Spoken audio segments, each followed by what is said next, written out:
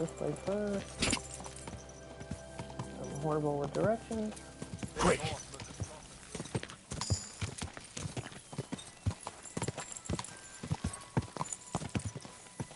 Yeah, we're going the right direction. Let's see.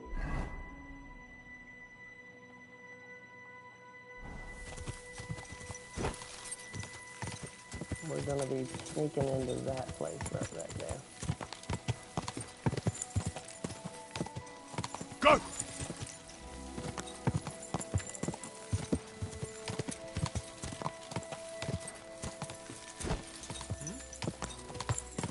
We need to arrange for a horse.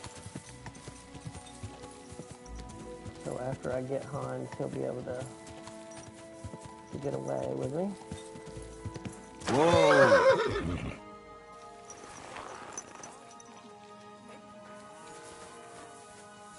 Come on, boy. What, you want some of this? I thought we were fighting fair, arsehole. I've been waiting for you!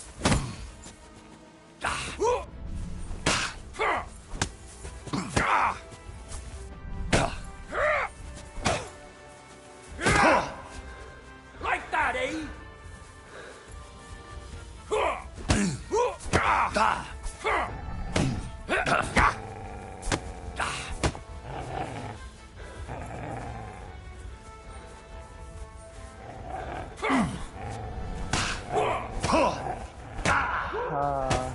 What the? You can't stand up to this. Sick.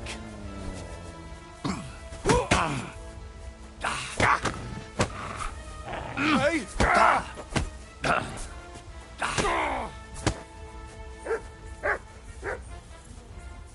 Dude.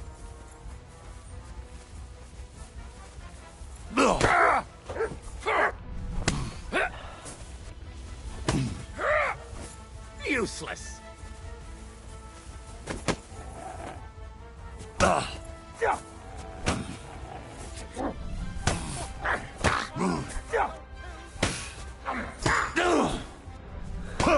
Fuck you.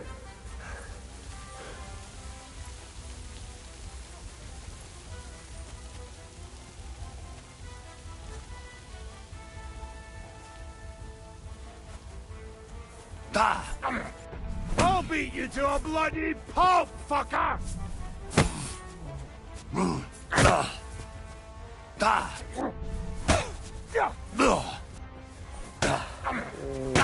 This is ridiculous. Come on, bro.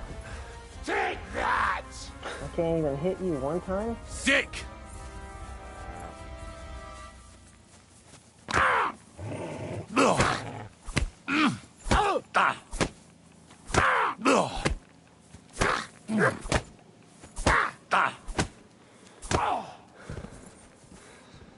Jeez.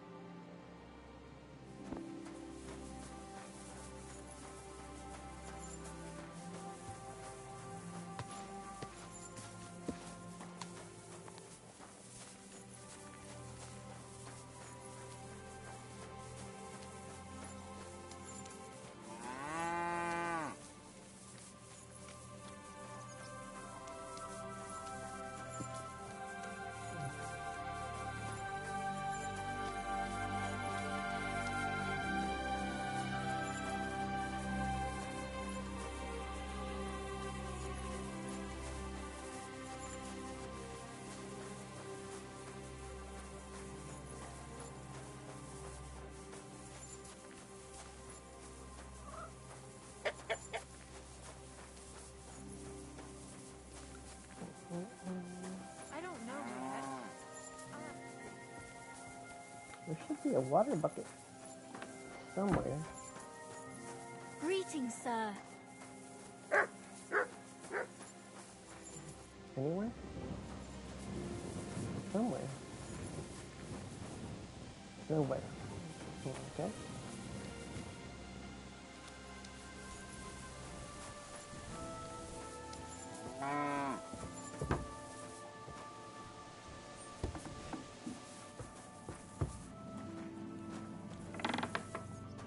Excuse me.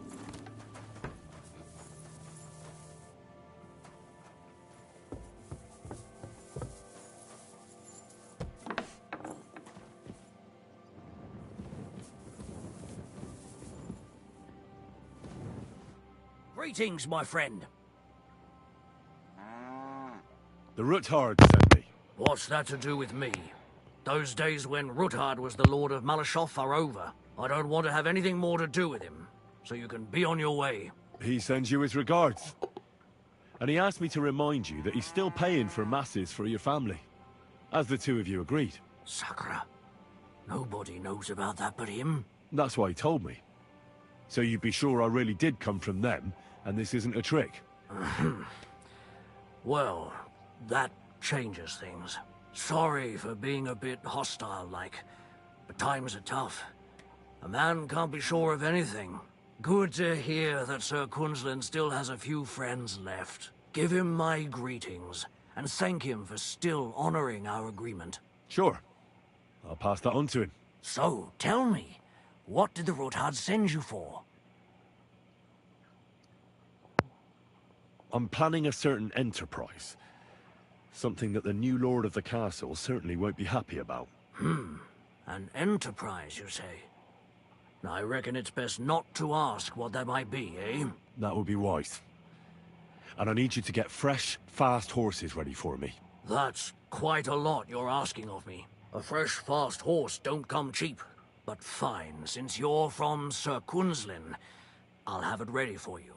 Somewhere a bit further from here so I don't get in the shit if things go sideways. Of course. The last thing I want is to endanger you unnecessarily. And the Ruthards promise to pay for the horse if it comes to any harm. All right. So look, here next to the stud farm there's a kind of band of rocks below the forest. When you go alongside the rocks to the end, you'll find a wooded copse not far from the castle. There's a well-trodden patch of ground there, so that's where I'll have that horse ready for you. Hopefully, nothing will happen to him if I just leave him there. Recently, there's been wolves and wild dogs sniffing around here, so we have to watch out for the animals. Thanks. I'm obliged to you. You ought to be. I wish you the best of luck. I reckon you'll need it.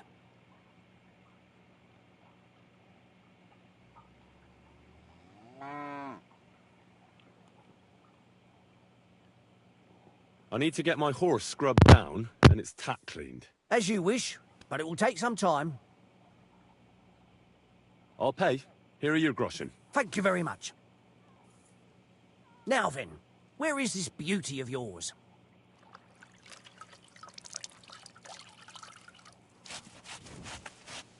Here is your horse. Look at that glistening mane. You're in for an arse-kicking, you think. Thanks to God and the Blessed Virgin.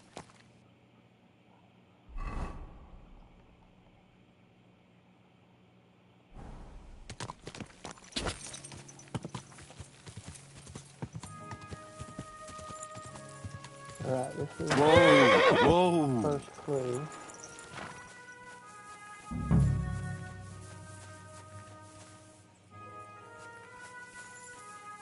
Now, it's supposed to be a broken wall with a window in it, somewhere near here.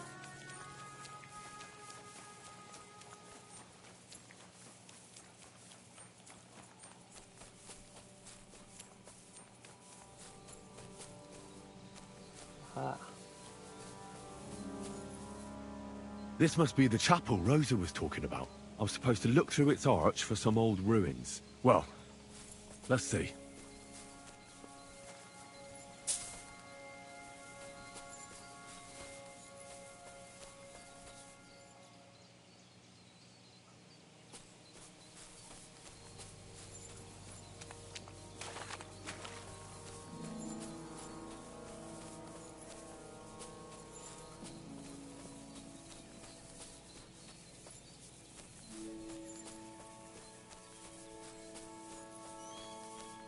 The chapel directed me here. There's no doubt about that. So somewhere around here, I have to find a stone cross, and then go in the direction the top is pointing.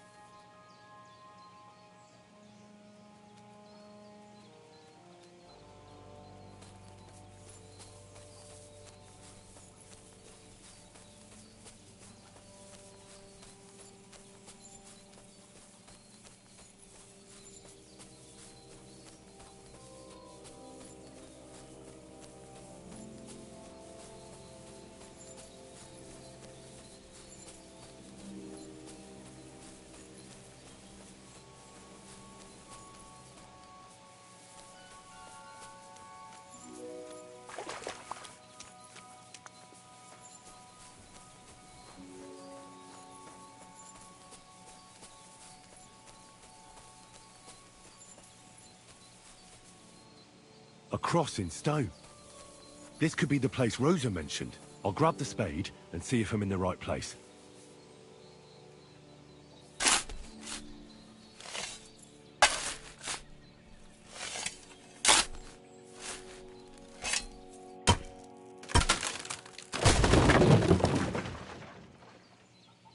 Ugh. A tough job, but it was worth it. The way to Malashov is clear.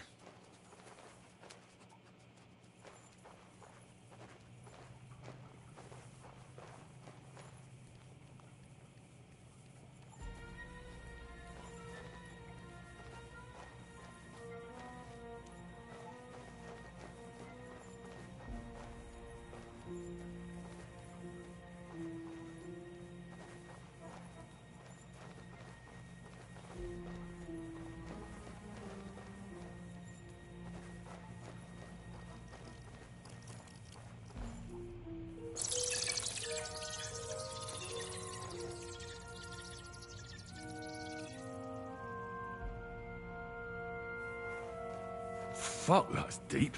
I wouldn't want to fall down there.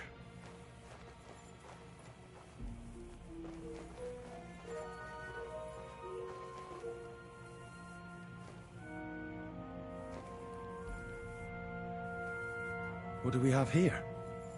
A ladder. In an escape, it'd be enough to pull it up, and that'd leave any pursuers stuck. I just hope it can hold one attacker.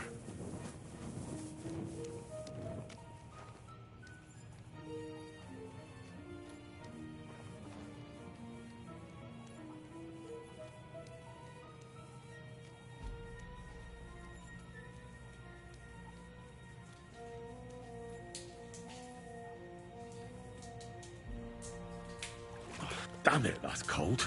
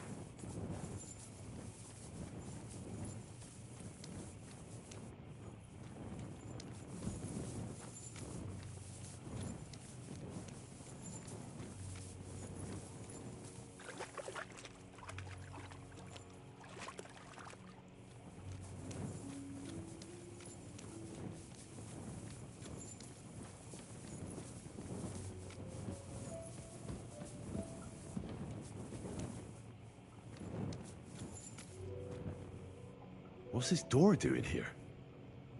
Could it be another of the Rutharad's tricks? But if this beam is dropped onto those cleats, no one would break through in a hurry. I reckon with this, any defenders could hold off their pursuers for quite some time. This will come in handy on the way back.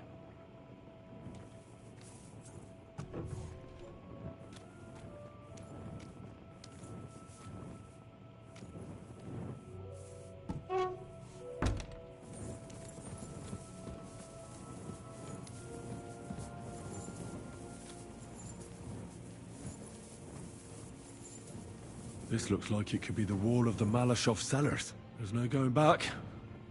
This is it. All right then. Courage, Henry. Courage. You can do this.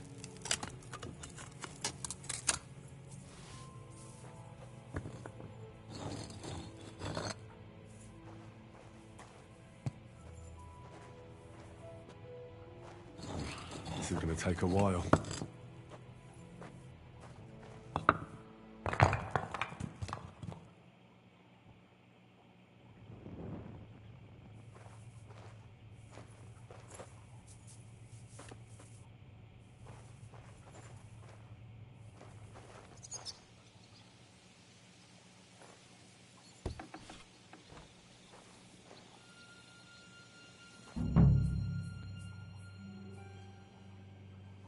And Ruthard and Liechtenstein are turning the Kuttenberg houses against us. Bavag will deal with Ruthard. But Liechtenstein is your concern. How come you haven't caught him yet? He's slippery as an eel. He's hiding somewhere in the Jewish quarter. I sent spies to track him down, but they never came back. Flush him out of that hole of his. For fuck's sake! Why such concern, Otto? Gutenberg is ours.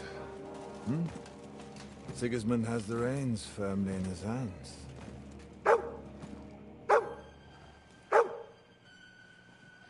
He's got fuck all in his hands.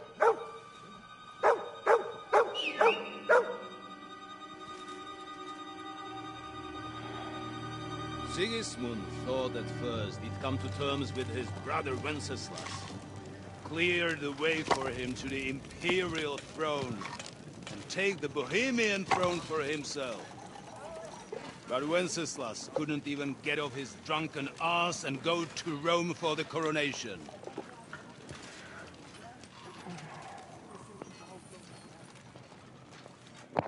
And now, the glorious Hungarian king has fallen for Jobst and his damned truce. He's been taken in by that treacherous turncoat. Jobst betrayed Wenceslas. Then Sigismund. And now us. He fooled all of us. But what can he really do against us? I'll tell you what.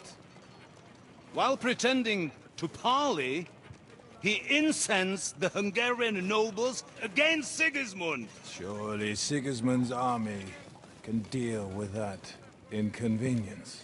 Ha! He was paying his Cumans by letting them pillage Bohemia. He set half the people against him in the country he wants to rule. And now, there is nothing left to plunder. While we are shuffling our feet here, Jobst is surely mustering an army. What are we going to do? We've got Cabon. I'll keep Hanush and the Lipa people at bay. If they ever want to see their heir alive. Jobst has Liechtenstein mustering other allies for him. We get him in our grasp, and Jobst will be like a fish out of water in Bohemia. I'll drag him out of that Jewish den with my own two hands. Count on me, sir. The betrayers of Christ, hiding a betrayer. They are rich. All that's needed is a good pretext. The Kuttenbergers will be quite happy if their debts to those usurers happen to go up in smoke. Yeah. You're learning fast, young man. The gate open. A horseman, sir! Hanush is out of the game. The Kuttenbergers are taken care of, and we'll catch Liechtenstein. You'll see, my friend. Good times are coming. Your Graces, King Sigismund is convening the town council, but first he requests your presence at the Sckalitz monastery, without delay. What's all the urgency about? Surely you must know that yourself, sir. The captives fled Trotsky Castle and killed Istvan Toth while escaping.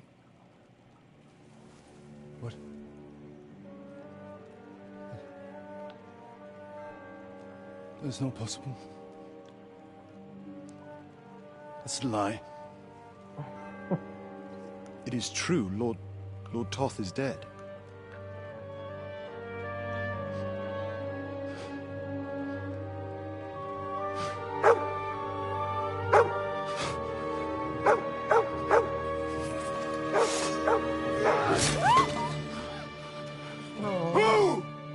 Who? Speak!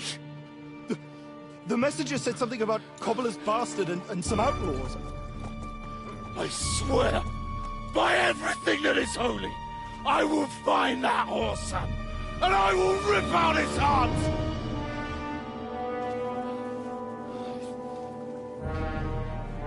Jesus. What's with that boy? Sir Istvan was like a father to him.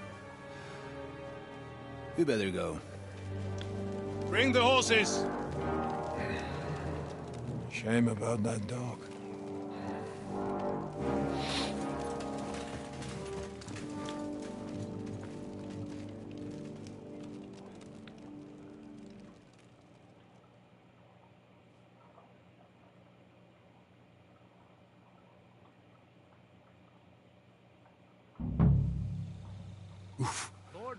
Luck was on my side. Now to find Capon and get out of here. He took a small escort with him, so the garrison is slightly weakened now. So, be extra alert on your watch. If I find anybody slacking off, they'll get the whip. You got it, Conrad.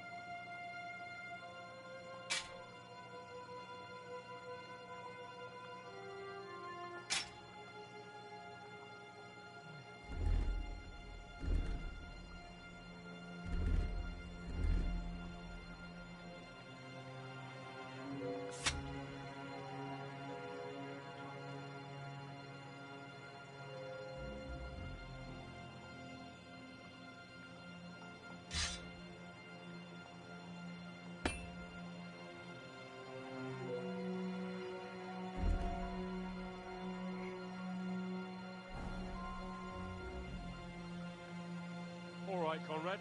I'll get right on it. Franz, run along back to the guardhouse and get some sleep so you don't fall asleep during the night watch. Aye, don't worry. The rest of you know your orders. You'll be sorry. That card is starting to get on my fucking nerves. I understand. I'll get right on it. And tell Drahomira it's getting late, so she won't forget to take some food to our honored guests.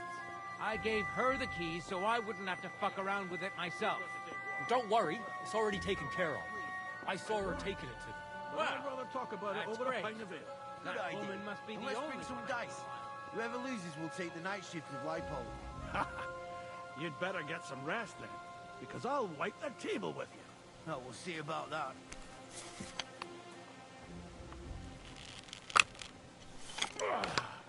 Sakra.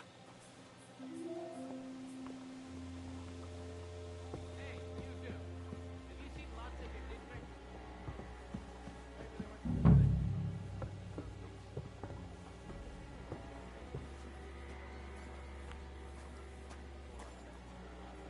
That's close. Well, I'll get my hands on this soon.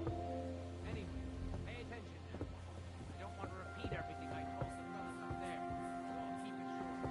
Lord Von Berg on road out. Must have known. Now, you don't have to work all that. But we don't want things going to hell here.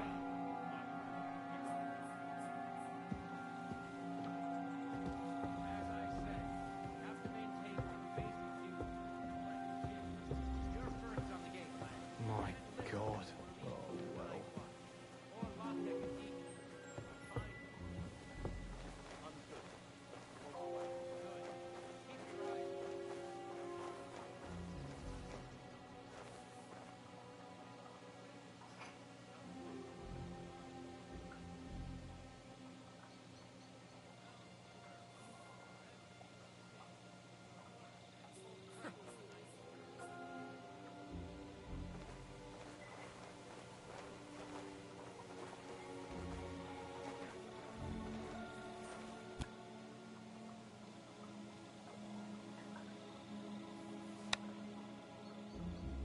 Jesus Christ, protect me!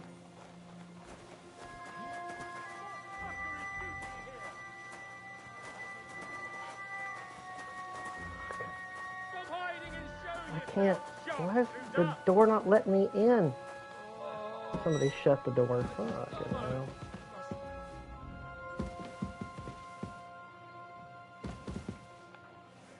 Where am I?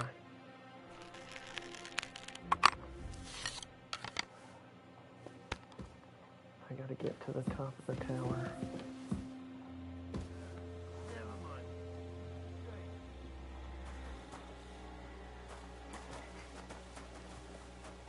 Fuck. I always knew this would happen one day.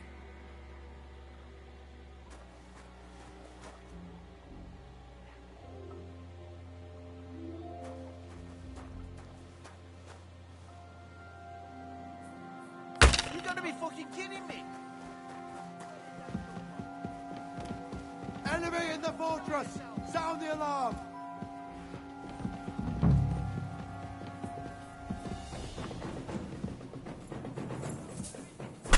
Ah!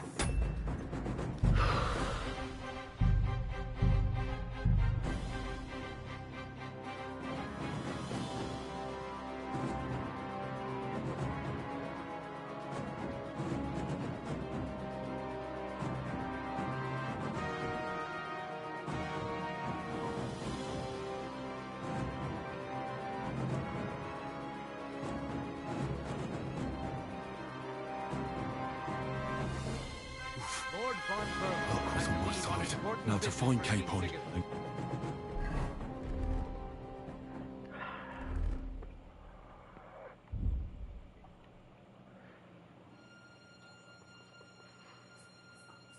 Seriously, didn't save all that.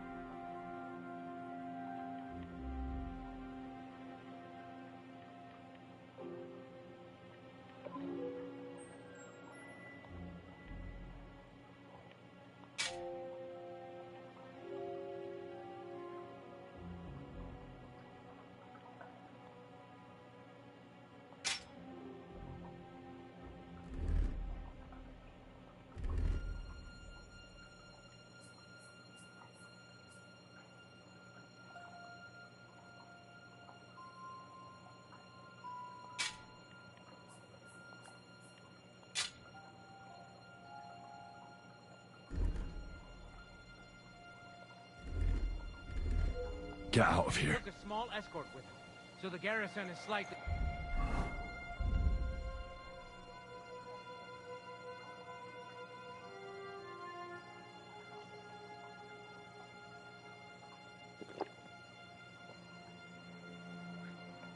weakened now. So, be extra alert on your watch. If I find anybody slacking off, they'll get the whip. You got it, Conrad. Yepo, I'll send Hyman to the gate. You'll be in charge of the southern and eastern part of the kingdom. All right, Conrad. I'll get right on it. Run along back to the guard. Get some sleep. Don't fall asleep during the night watch. Rest if you know your orders. You'll be sorry if you don't. Dismissed. Don't drink too much. Got it, Conrad. Beat that. That card is starting to get on my fucking nerves. And tell Drahomira it's getting late. But she won't forget to take some food to our honored guest. I gave her the key so I wouldn't have to fuck around So, with it myself. who's going to take watch? Well, how about splitting it? That might work. But I'd rather talk about it over a pint of ale. Good idea. And let's bring some dice. Whoever loses will take the night shift with Lipole. You'd better get some rest then, because I'll wipe the table with you. No, we'll see about that.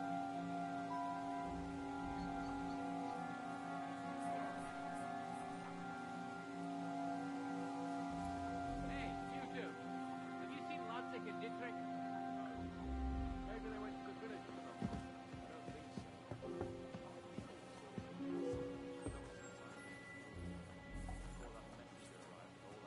Well, I'll get my hands on them too.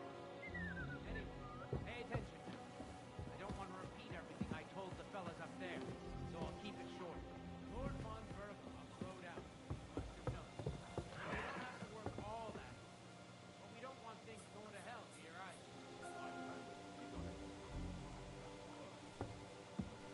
As I said, you have to maintain some basic duties, like shit. You're first on the gate line. Then Literal will release you. Before Lotzig and Dietrich, if I find them. Understood. Good. Keep your eyes open. Your auto might well send a rider.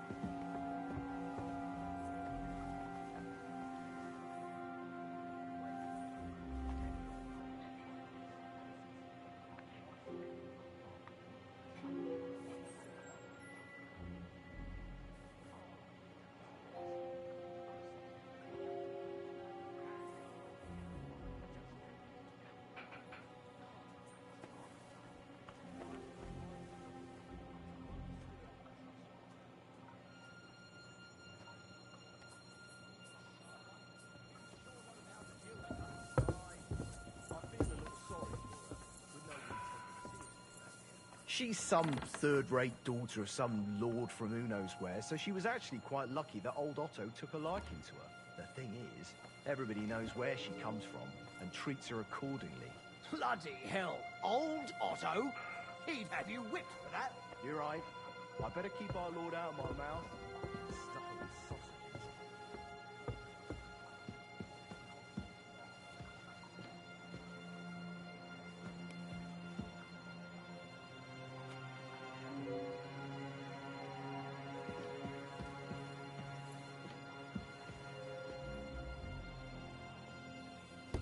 sausages.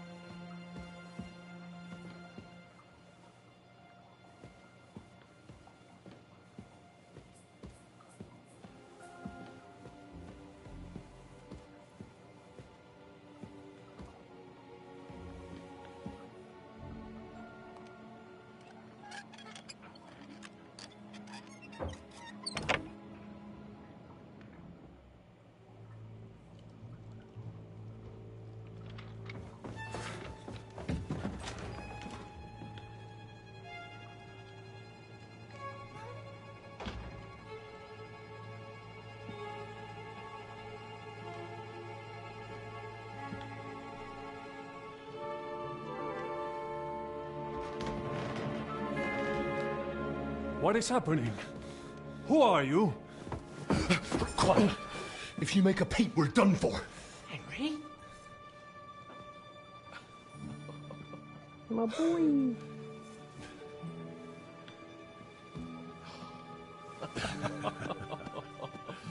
Good God, Henry. What are you doing here? What do you think I'm doing? Hunting boar? Came to save your noble arse. My noble arse thanks you.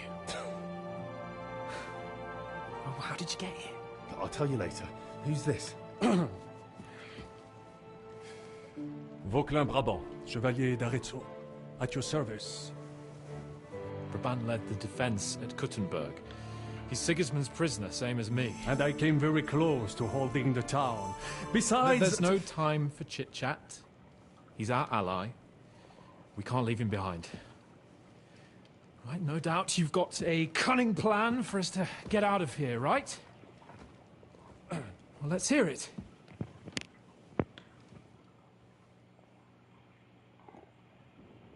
Of course I have a plan. Listen, I got to the fortress through a secret passageway that old Ruthard told me about. Von Bergov knows nothing about it. C'est magnifique! Very cunning. And so far, the garrison has no idea I'm here. We're lucky von Bergov left the fortress along with von Aulitz and some of the garrison. So I'll take you to that passageway, and we'll get out of here. We'll get to the forest not far from here. I'll have some horses ready there. We'll be gone before you can say the Lord's Prayer. Formidable! I call that an elegant plan. I myself had to sneak like that once during the siege of Arezzo. So, what are we waiting for? On y va! Wait. A passageway, you say? A dark, narrow passageway? Well, it's just a passageway. There's a bit of water in it to wade through, but nothing we can't handle. You can forget about it. I'm not going through any passageway.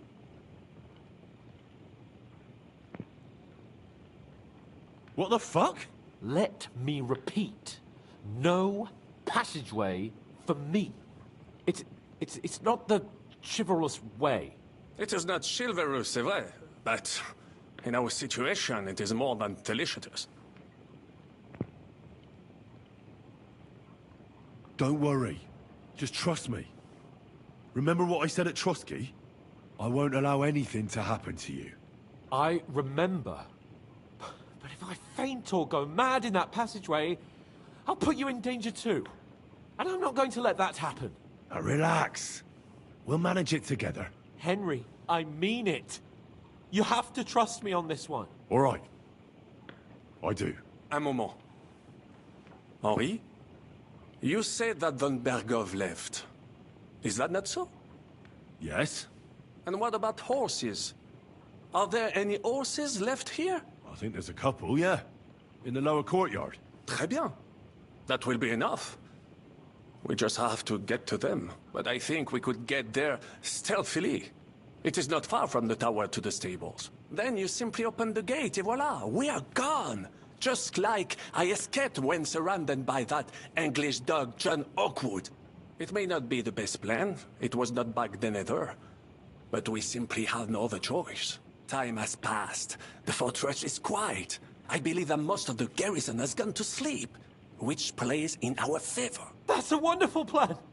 No passageways. But we need some weapons. Exactement. To have a proper piece of steel in my hand again. Preferably Milanese, although I would be satisfied with something local.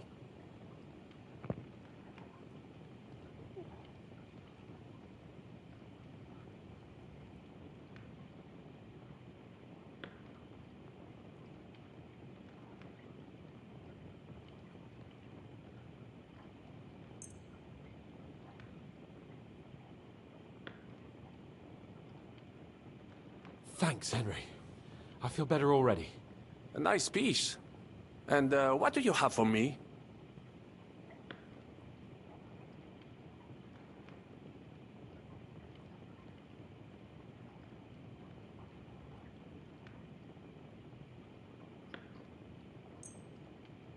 Merci mille fois. Now I will show them just what a Cavalier Vauquelin Brabant is. Good work, Henry. What now?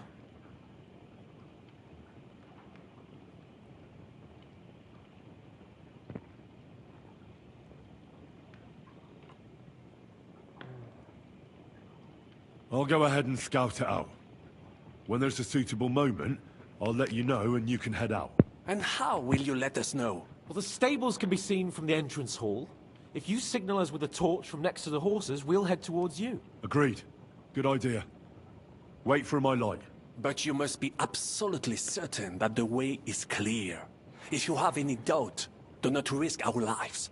Better to come back to us, and we shall go together. True. And if we don't hear from you or see your signal for a long time, we'll try to make it on our own. Précisément. We cannot sit here forever. Right. Got it. I'm off. Brabant, keep watch by the stairway. I'll go to the window and wait for Henry's signal. I think it would be better if you watch the stairs. Why's that? You are younger. You have better hearing. You said you once discovered a dozen English spies, so you could surely handle one stairway. I discovered them because I smelled them from a distance. You see, les Anglais stink. Sacre. Better hope for sting like rotten fish.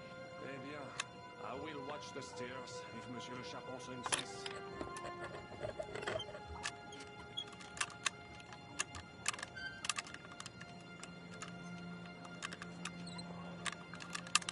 Damnation.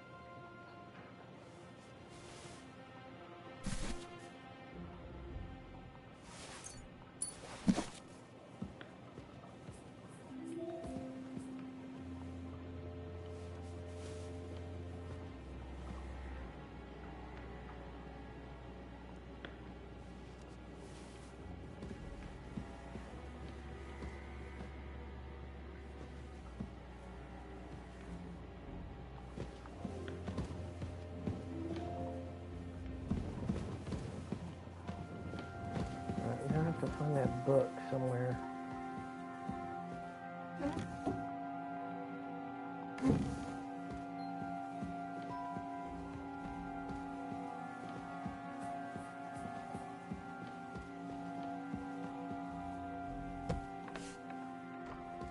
Are we supposed to go to the horses?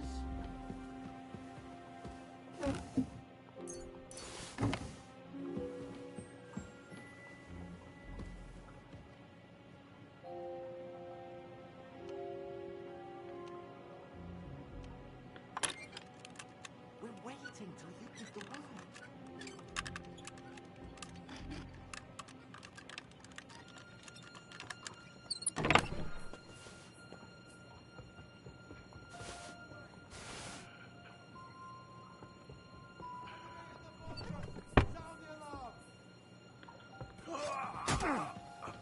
Are we supposed to go to the horses?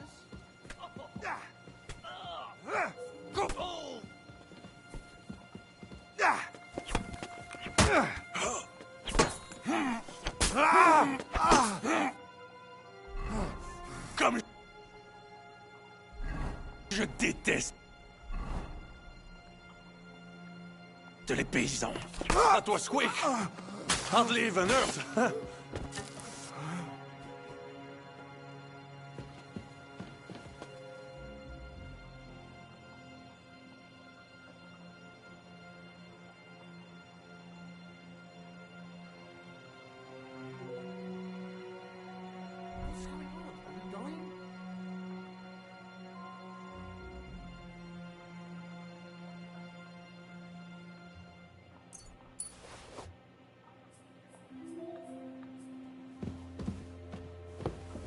I need to find that book, bro.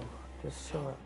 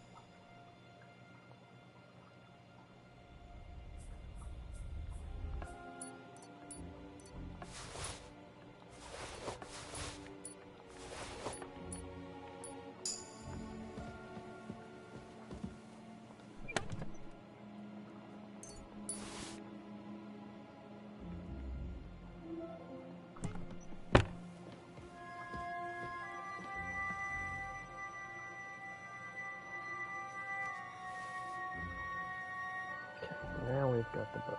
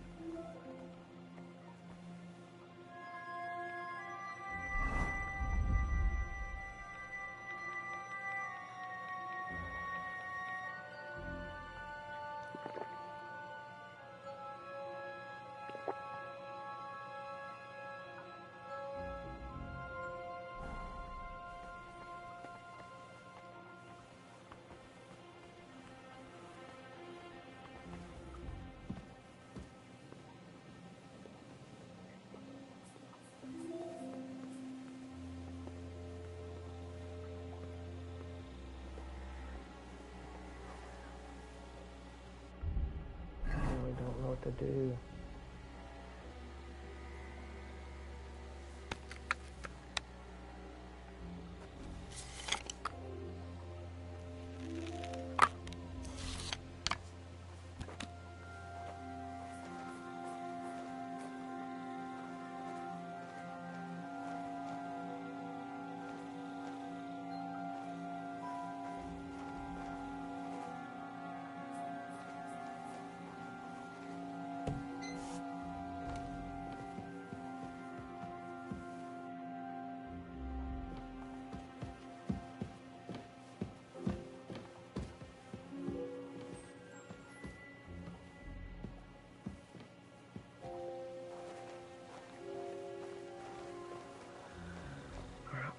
Remote's dying.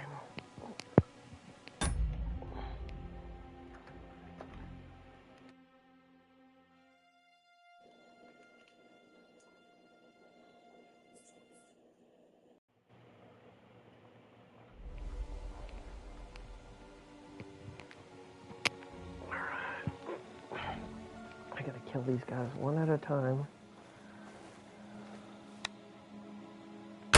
Della, what the hell is going on? Where is that shooter?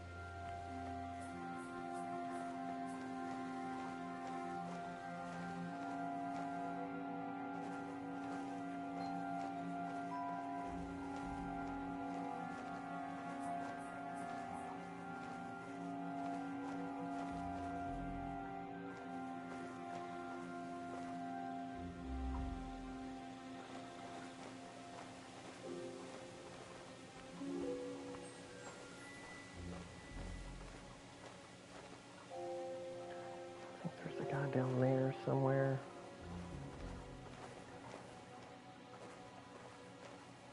I've had him pop up from beneath there on me at some point.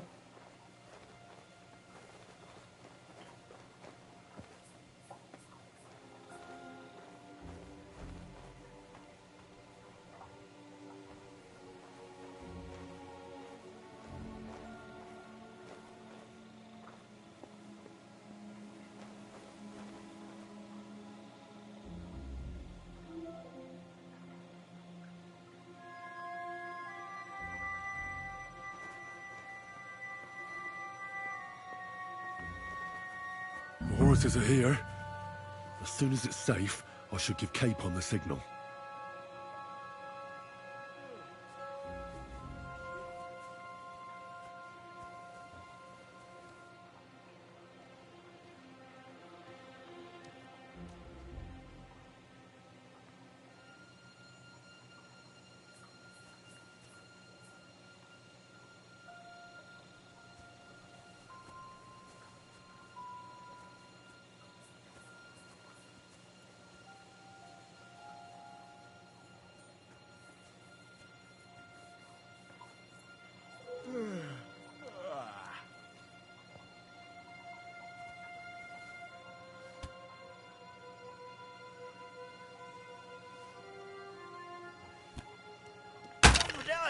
What the hell is going on? Where did that come from?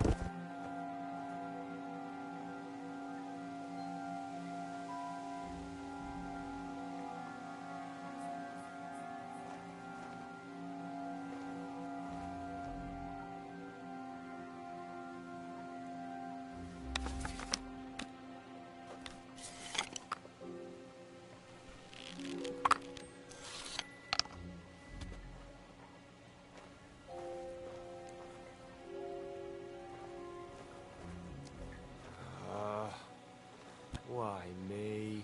Kurva! Kurva!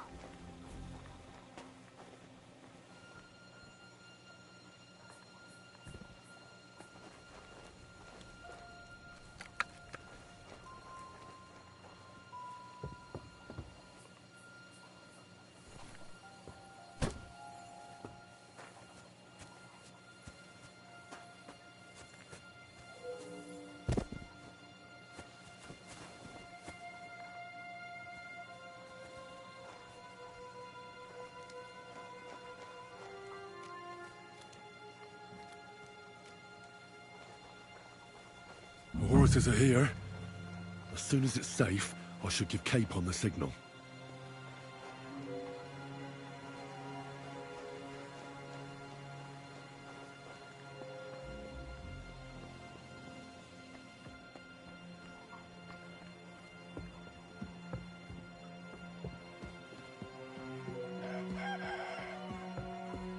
It is only Henri. Head towards the horses.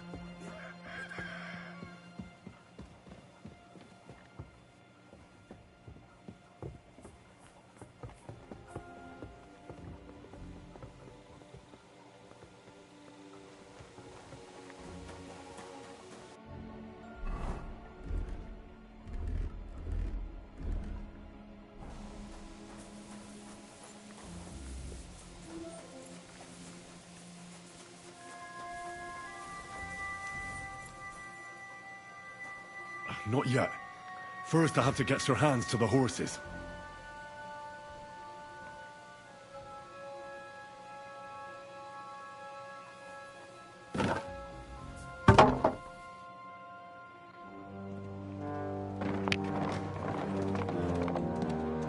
Flawless victory.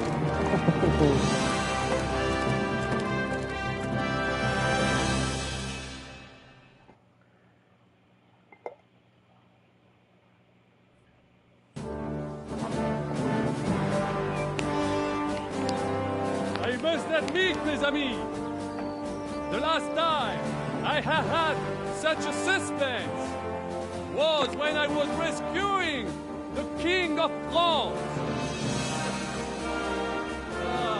Oui, monsieur, you're surely brave. And fortune favors the brave. Yeah! Free at last!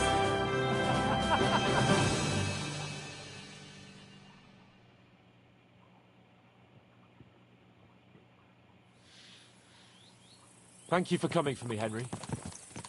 You're a great friend.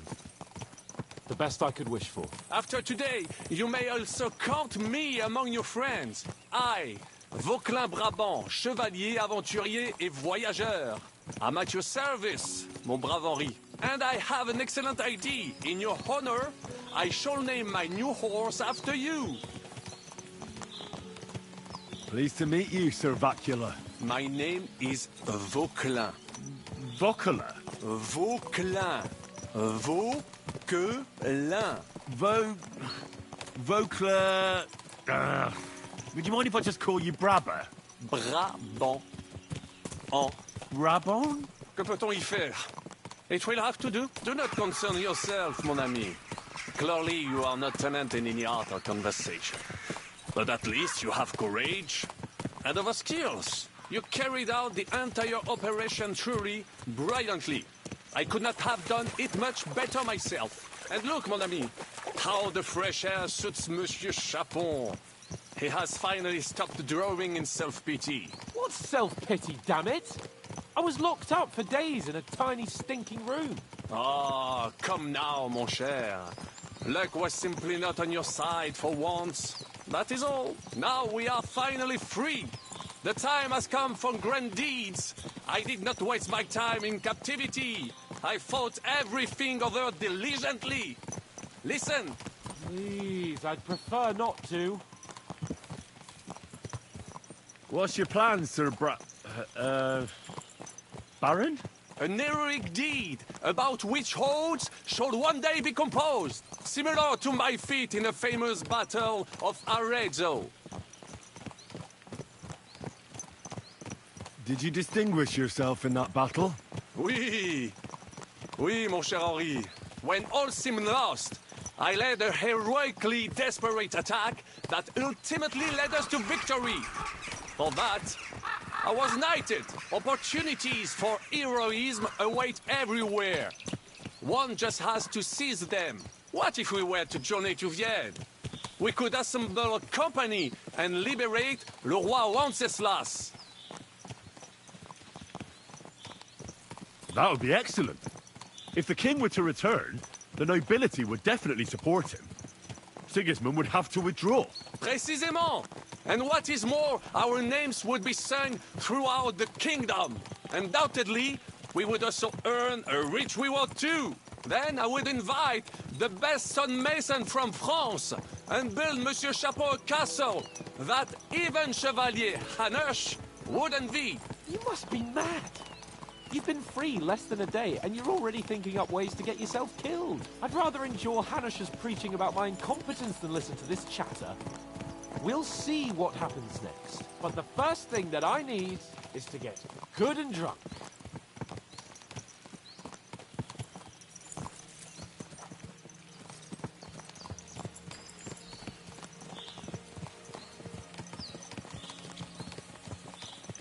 Christ, wounds. Such destruction and havoc. War. Monsieur Chapon, you have yet to participate in a real battle. But I fought against les Valaques at Naples, and les Anglais in Bourgogne. And that is how war looks, whether in Italy or La Bohème. It is always the same. That's not war, it's barbarism. What value did this village have? Eh bien, I would estimate 5 courtyards. Annual revenues could be perhaps, several hundred groschen. That's not what I meant, Bacalin. No fortress. Maybe one fortified courtyard? Practically insignificant militarily. That's not how war should be fought. This is unjust. Do not give way to sentimentality, monsieur. A village could harbor spies and saboteurs or supply the enemy, and destroying enemy assets is an effective tool of war. Wars are not decided only in battles. There are not even many of those. To strike in the rear, make the enemy lose and bleed. That is how most conflicts are fought. However, wait a year or two, the village will be settled. The population will increase again. That is how it always happens. But we're the nobility. Our task is to lessen the chances of such things happening. You're right, Hans. We must find allies and put a stop to it as soon as possible, so we can save as much as we can. Yes. But we failed in Trotsky. And now this is our punishment. I see that short captivity has turned you into a philosopher, Lord Capon. You should apply to the Faculty of Arts before the muse lifts you again. Here!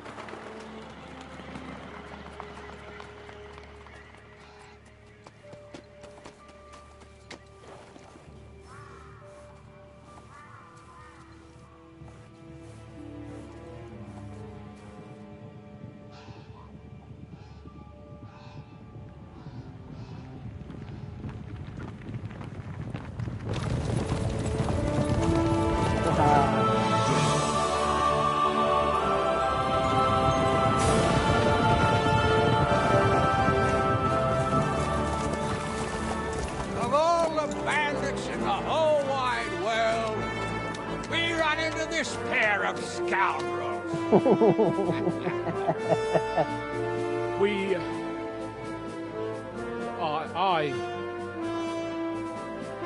I fucked everything up.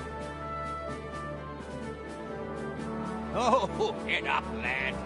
Everyone makes mistakes. Only a better man owns up to them. At least we know now what kind of vermin we're dealing with. What brings you here? We just escaped from Malashov, and right now There's no time for haste. One thing at a time, my boy.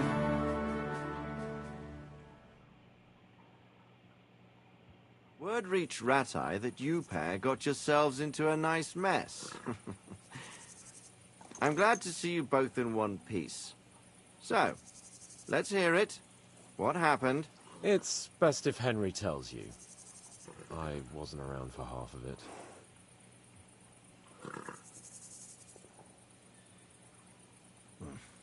no sooner had we spied Trotsky on the horizon than everything started to go to hell. We made camp by a pond with the intention of heading for the castle at first light, only we were ambushed by bandits in the evening. They killed all our men and took everything they could carry, including the letter for von Berghoff.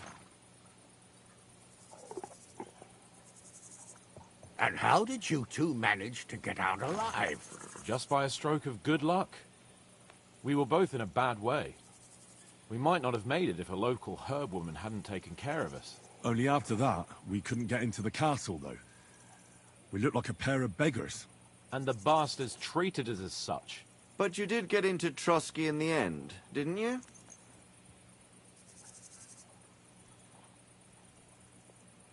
Von Berghoff received us and heard us out. It seemed like he was on our side. We even helped him out several times. Until we found out he was just stringing us along. It all came out after we set out with von Berghoff's men to deal with the bandits who were rampaging in his domain. The same ones who attacked us at the start. Only they ambushed us and took me and Henry captive for ransom. But it turned out these very outlaws are on our side. They're fighting for King Wenceslas on the orders of Sokol of Lamberg. Well, I'll be damned. So von Berghoff has been the real enemy all this time. And Zizka is actually our ally. Zizka? Zizka? He's the captain of those outlaws. That name doesn't ring a bell. Well, I think you'll meet him soon enough. What impression did he make on you?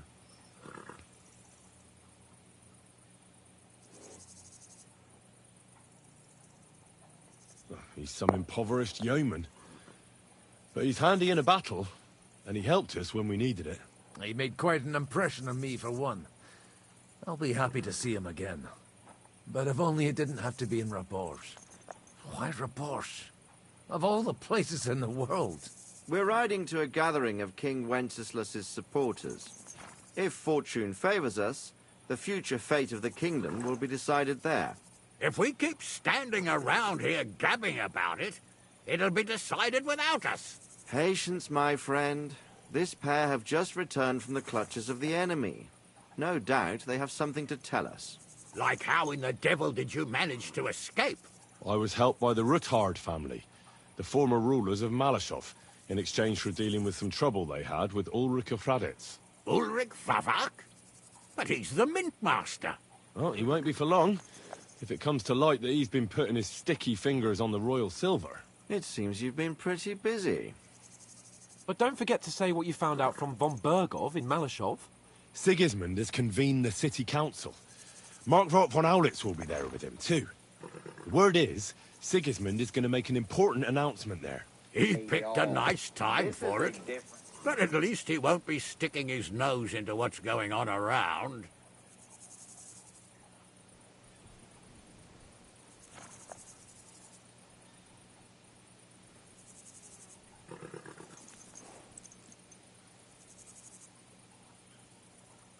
An awful lot has happened in the last few days. Really looking forward to my bed. I'm sure you are, son. But we really can't let that council assembly slip by.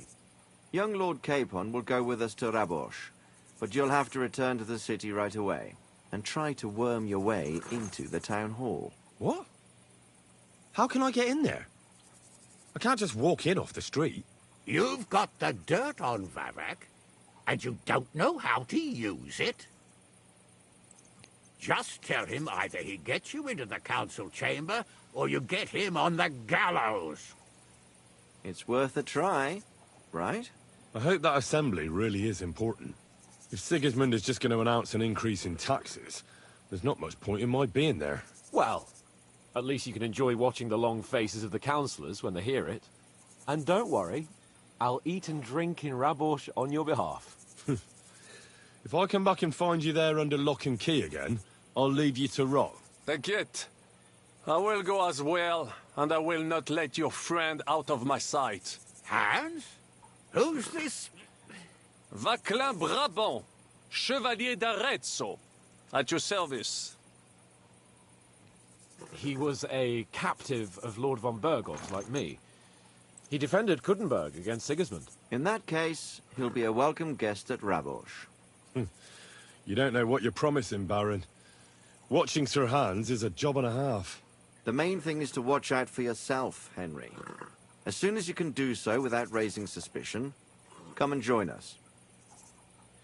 He'll manage it, but now we really need to hit the road. Safe travel, Henry. Adieu et bonne chance. And to you. Hopefully we'll meet soon.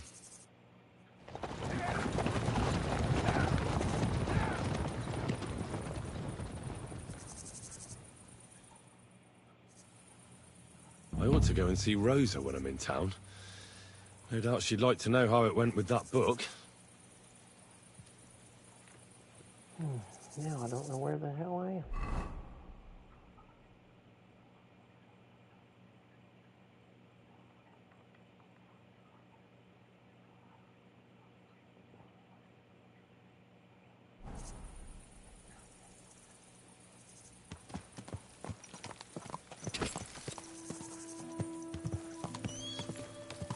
Go!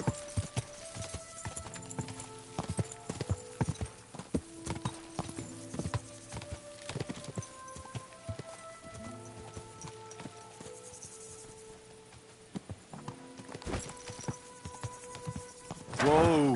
Whoa!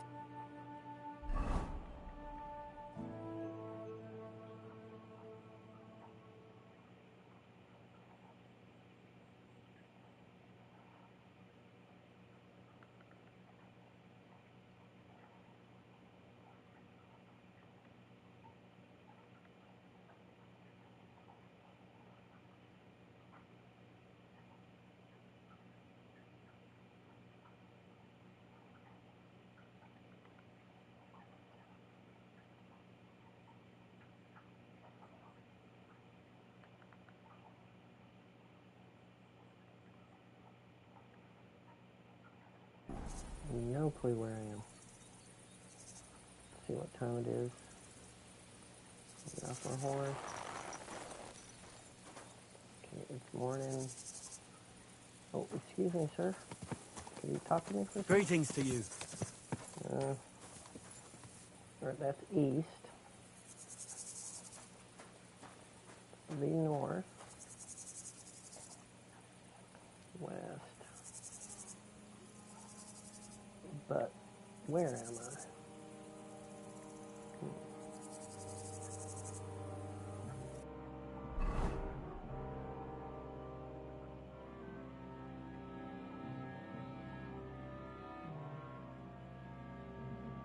Guess we'll just try north.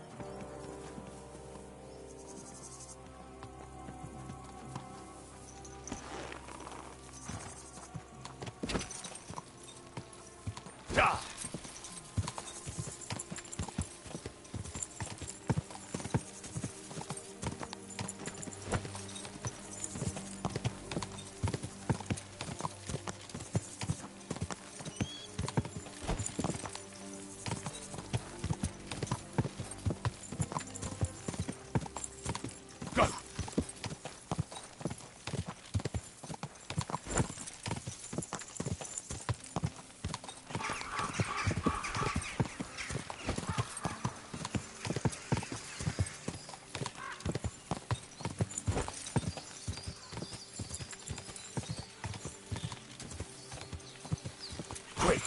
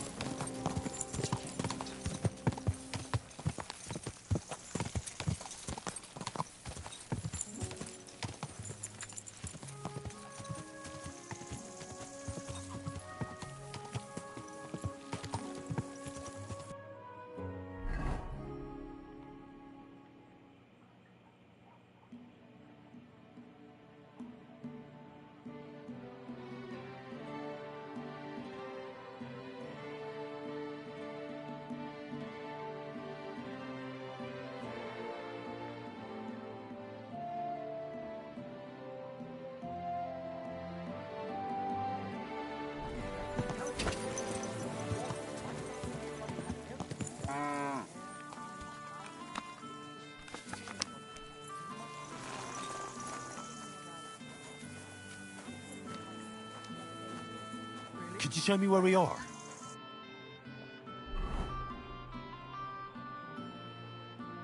I need to keep going north.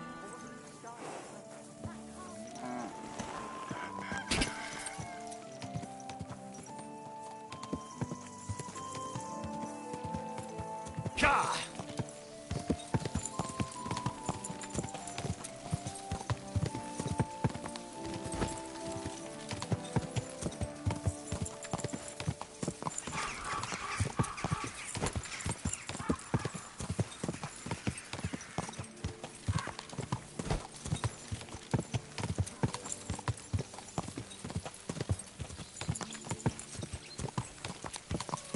Ka!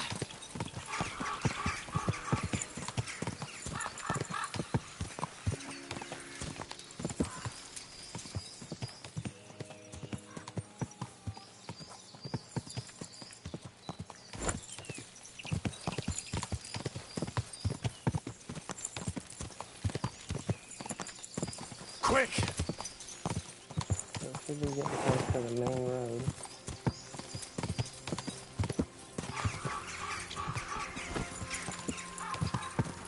There it is.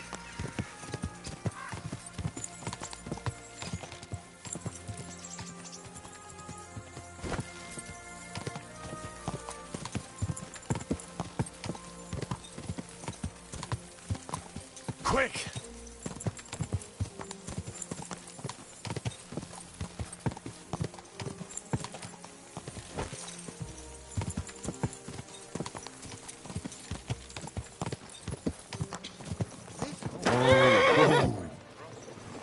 Aren't we going kind of slow?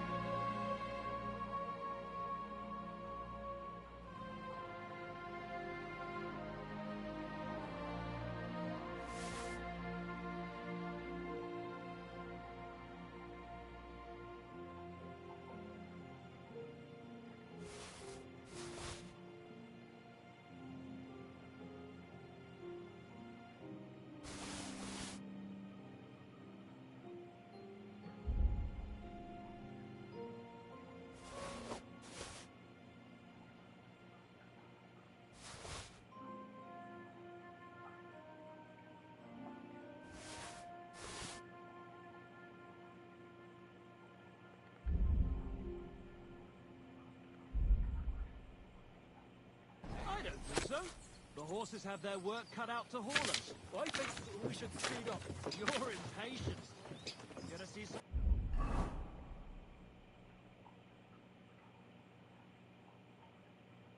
woman, are you? I wish. Haven't you heard stories about this place? What stories?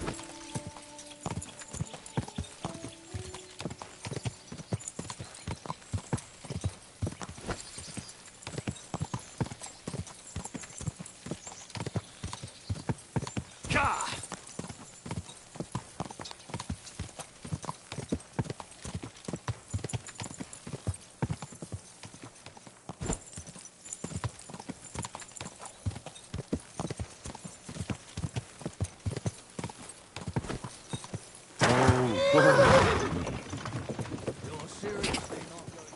Were you at the last mass? Go!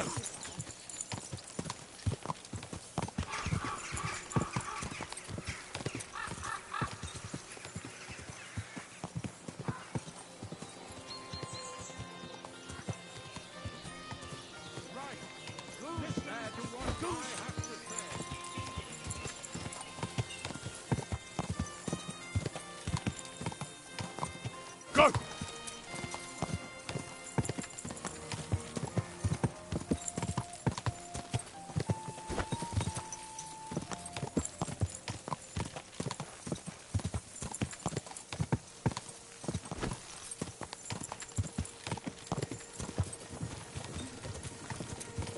Quick!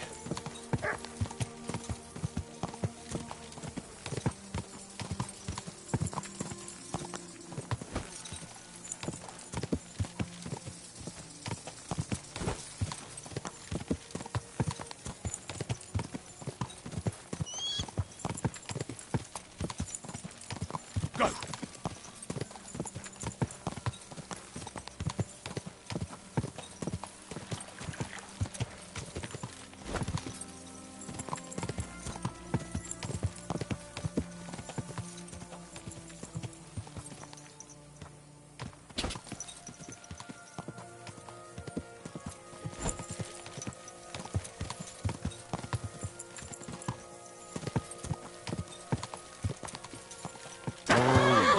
What a beautiful horse.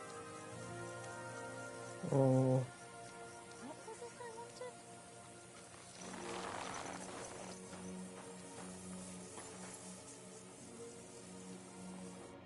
So, tell me, what can I do for you?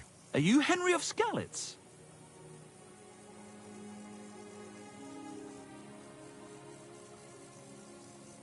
Well, that I am. How do you know? Everyone's been talking about you. But to see you with my own eyes, that's something else. And who might you be? I'm Valdemar. Go on. I wander the world in search of curiosities.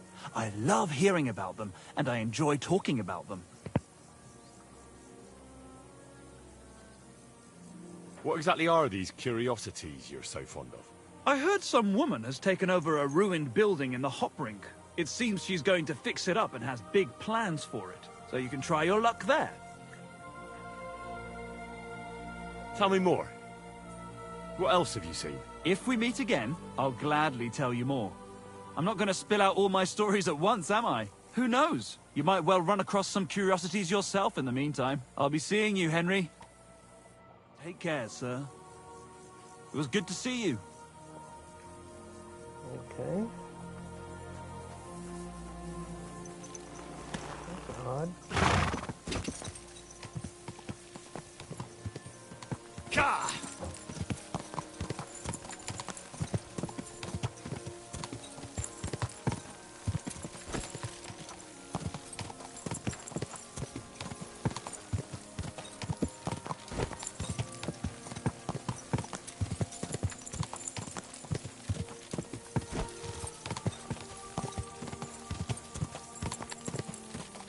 Quick!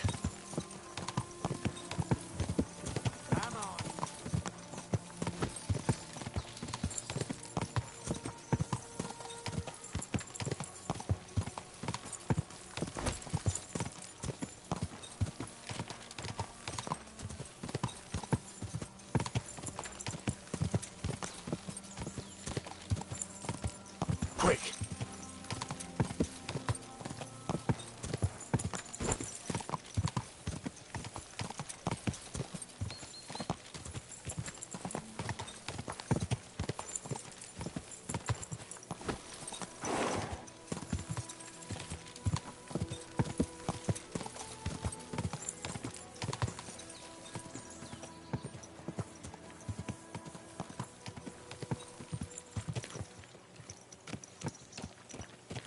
Damn it, don't you know how to ride a horse?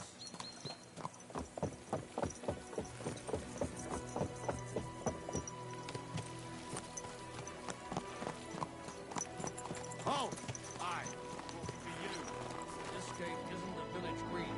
It's the mud.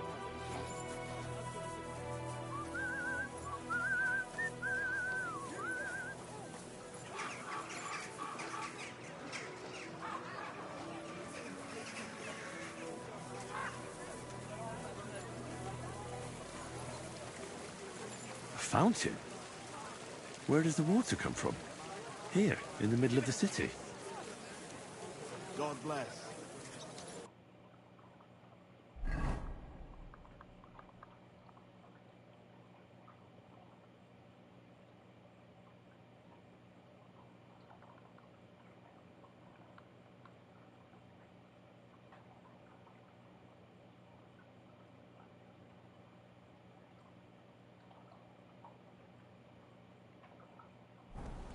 Taste the delicious Kuttenberg wine.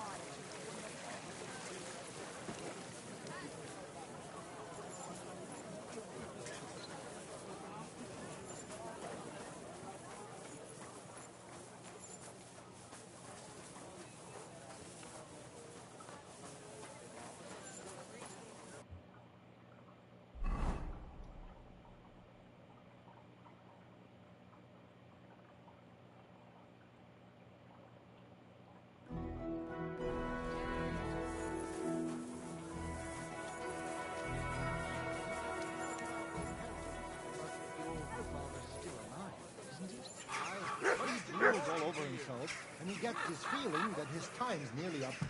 Does he get it often? Nearly all the time. And he's always threatening to leave everything to the church if I don't go and see him. Glad to see you again. You have the gall to show me your face again? I'll call the guards. Hold your horses. I'll come in peace. Actually, I have a little offer for you. You've come to blackmail me again? Call it what you like. I need to get into the City Council Assembly. And I reckon you can help me. The Assembly? The one King Sigismund is supposed to attend in person? No, Sigismund's just a usurper. Wenceslas is the only true Bohemian king. Singing Ruthard's song, eh? I might have known. Speak then. What do you want? And tell the truth.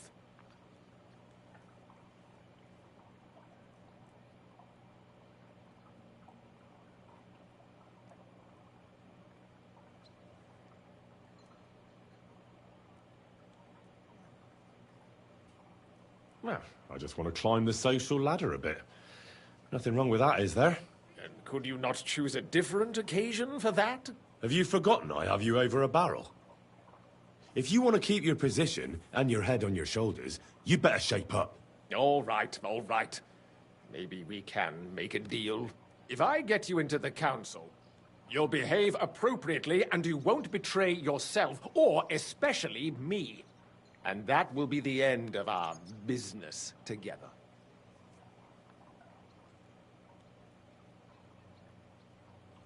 I must have misheard you. Our business will be over when I say it is, not before. So pull your head out your ass and see to getting me into that assembly. All right, Jesus. No need to lose your temper. You can get into the council assembly relatively easily. My cook's son will be serving there. He's roughly around your age. Maybe he can be persuaded to let you stand in for him. Although, not everyone would want to give up an opportunity to serve the King of Hungary. Who's this boy? Franta's his name. Franta Cooldown. He's an idler and a boozer, but he's proved his worth as a waiter. Which reminds me, you'll need his letter of permission to serve in the council. Otherwise, you won't be let inside. What will I need to work as a waiter there? Fast feet and good manners. And the livery of a royal waiter. Excuse me? Or do you think you can serve the king in a torn shirt and muddy hose? Well, no. But I never heard about any livery before. Our usual waiter had a brand new livery made specially for meeting the king. Don't even show up there without it. Where can I find the cook's boy? He's supposed to pick up his new clothes at the market today, from Master Tailor Schneider. You'll almost certainly run into him there. That is, if he's up and about after his boozing bout. I swear that fellow practically lives at that Tin Hen. At the what? That German alehouse, the Iron Eagle. That is Zum Eisernen Adler.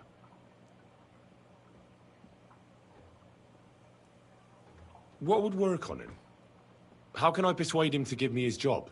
Would you like me to give you a letter for him? I told you how to get to the assembly. Now do your part. I'll be going then. See you at the council. Just make sure we both come out of it alive.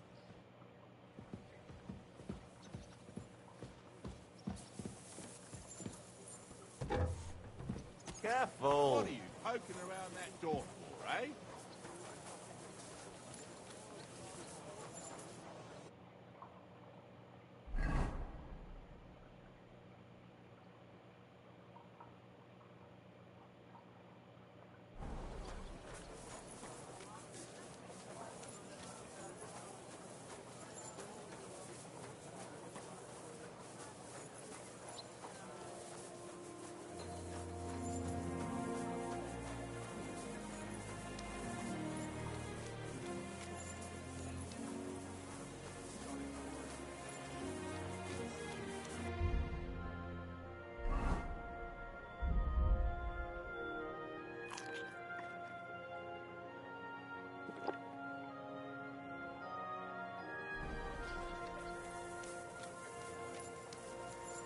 Tell me then, what did he give you for it? Sure. I tell you, and you dob me in. Are you crazy? Why would I dob you in? Look, just drop it, will you? Gossiping about it won't do anyone any good. You think I'll blurt it out?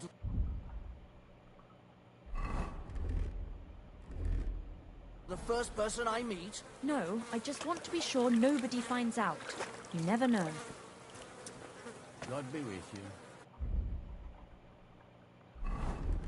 Take care. Aye.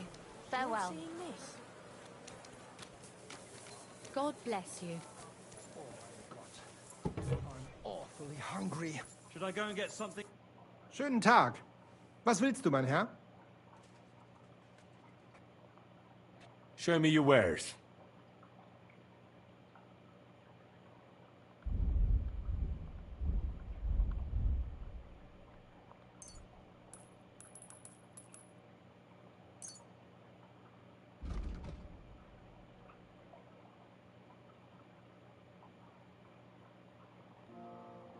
Word about the price. Was soll's? Warum nicht?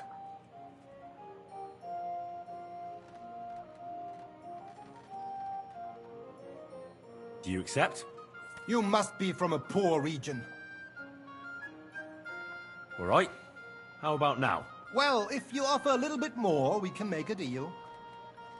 Ja, das ist gut. Finally a good price. Viel Glück für die Zukunft, mein Herr.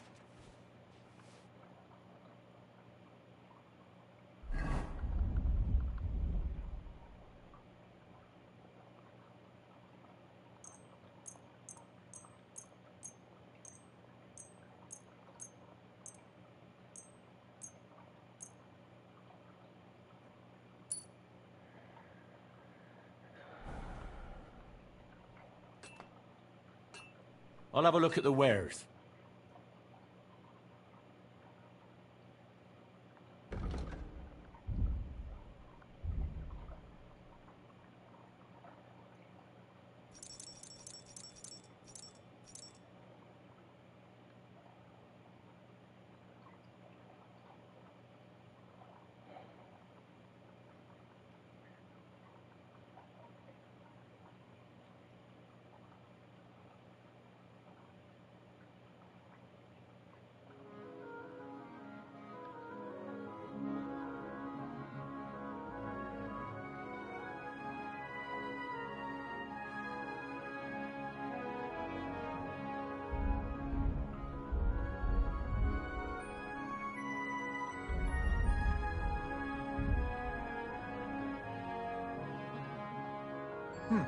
Nothing.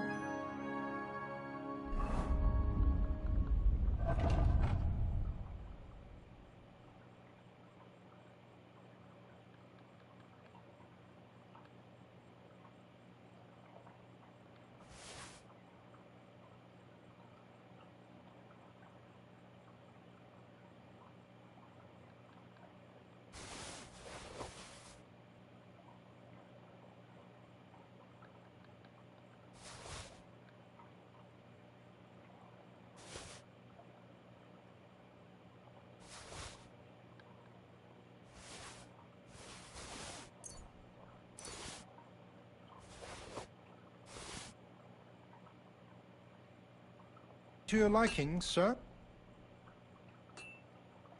Show me your wares.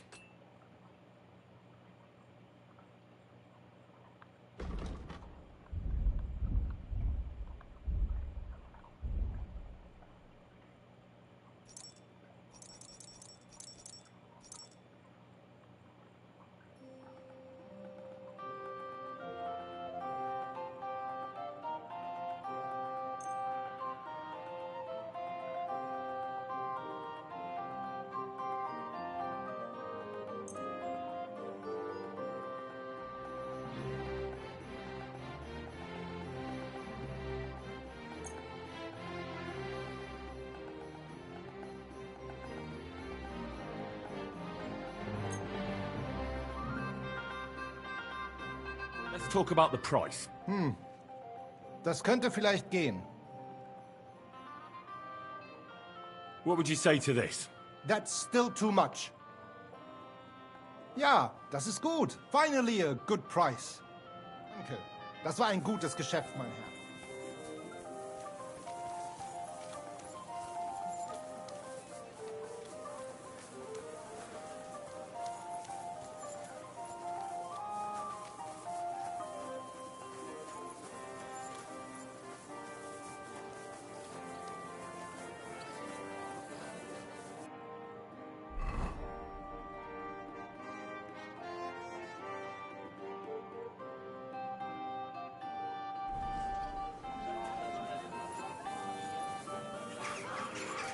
Ave Maria.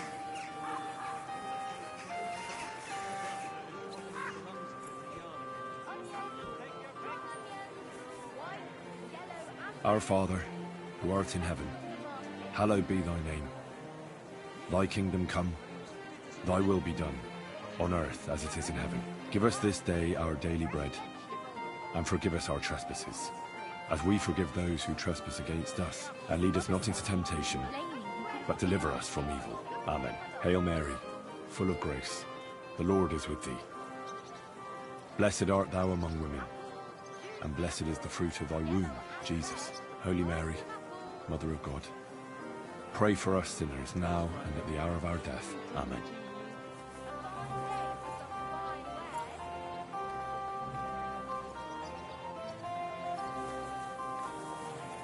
Greetings to you. Greetings.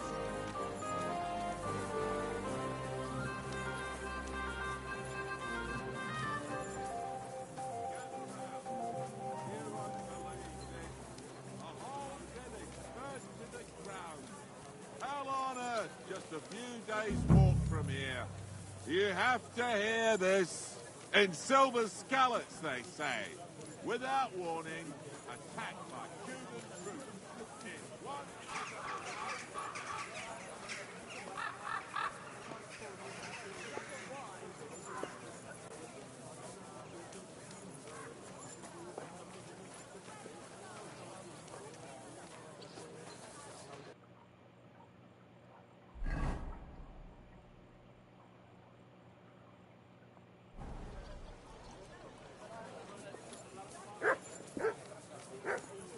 You silly doggy. Come and take your pick. New wares.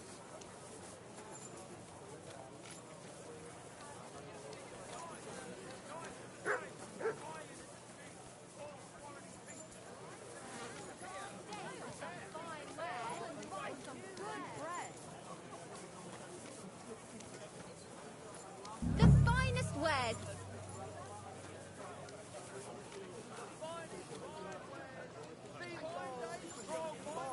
Inexpensive, but Broadcloth, the finest woolen broadcloth. I nearly left my fingers on them for Quality buttons. fabrics for I'll great tell you, prices. you won't get work like that just anywhere.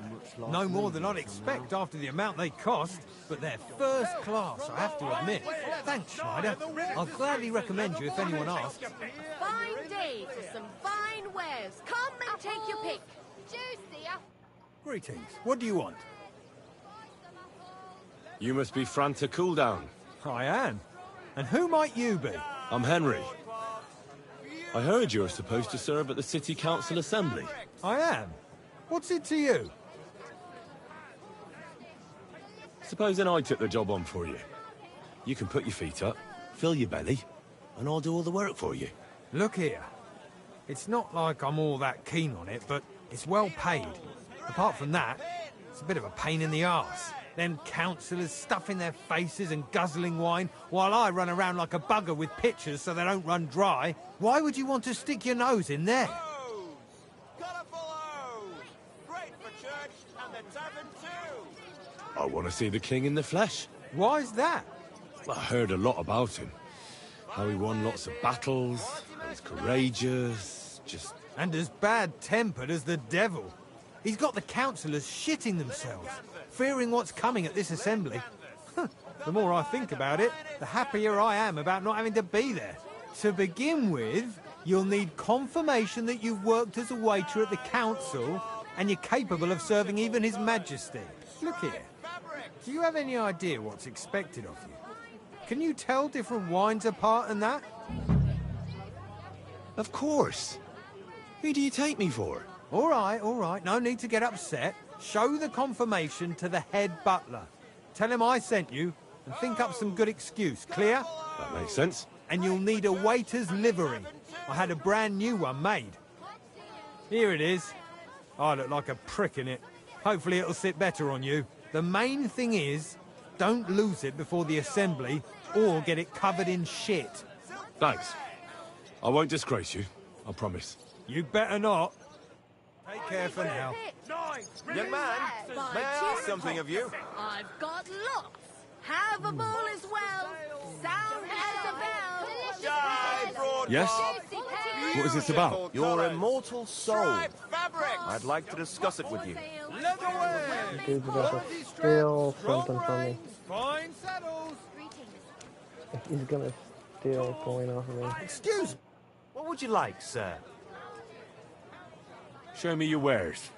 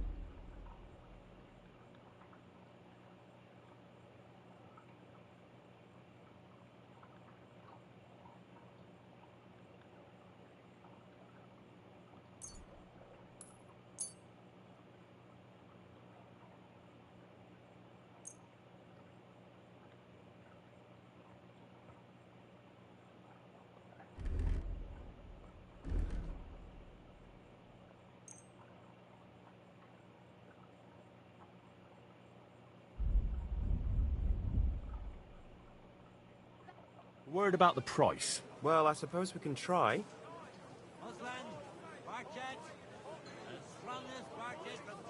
How's this? That's more like it. Lower your price a little more and we can make a deal. Aye, you'll convince me with that price. Thank you, sir. And come again.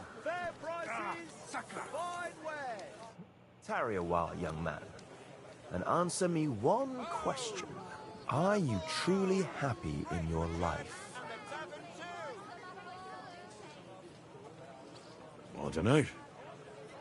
Probably not, all things considered. Even a young mind can wallow in despondency. It's a sign of the times, I suppose. Know that the immortal soul inherently makes no distinction between happiness and unhappiness, only between salvation and damnation. Happiness and unhappiness are nothing but inner feelings, delusions that pale in comparison to eternity. Tell me, what path have you chosen in life?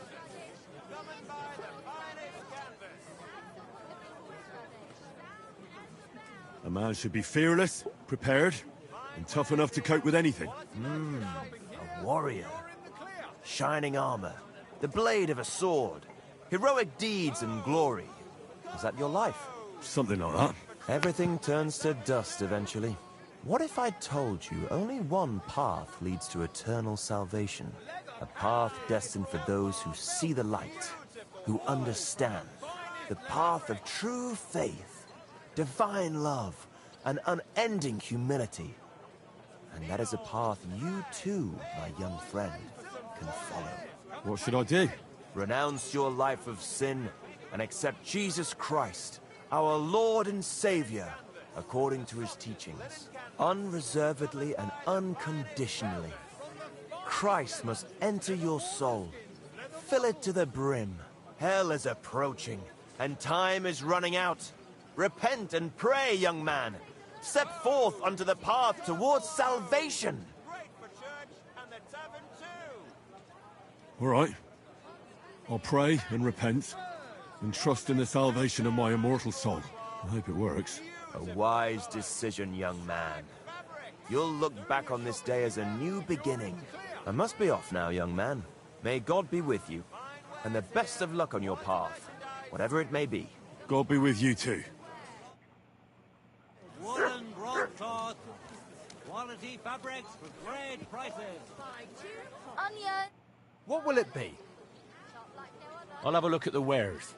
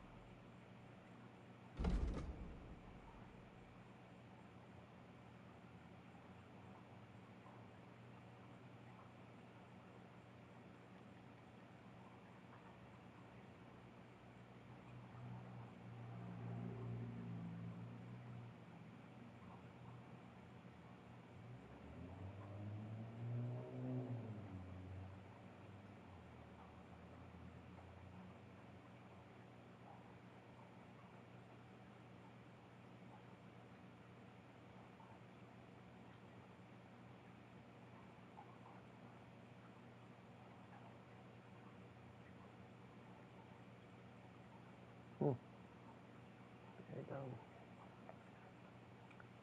Looking at 3,000 something just to kit my horse out.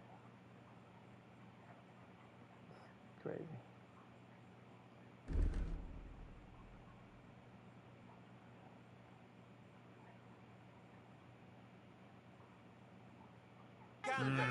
What can you do, sir?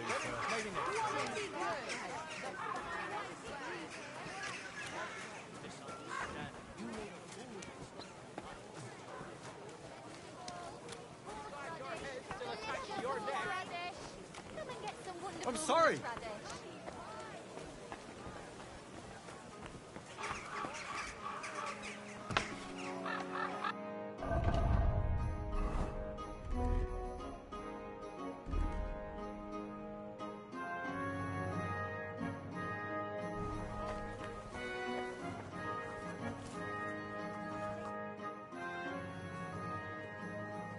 Franta Cooldown sent me. I'm to stand in for him at the council assembly. Franta's not coming? What's wrong with him? He got poisoned. Probably from food. He's writhing in agony. By turns praying and cursing, spewing from both ends. Oh, that's enough. All right. At least you're here. We can't be without a waiter here, when the king himself will need waiting on. So, let's have a look at you. Have you got Franta's certificate? Sure. Here it is. Everything's in order. Now, about your livery. You know a good waiter by his properly seated cap, and you don't have one at all. Without a tunic, you're no royal waiter, just a common alehouse boy. And have you forgotten your hose? I can't let you into the chamber without them. You can put your steel aside in front of the council chamber, along with your other stuff. You won't be needing it anyway. You don't want to be dragging a load if you're running around tables. The royal waiter's livery has strict rules. So get changed quick and come back on time.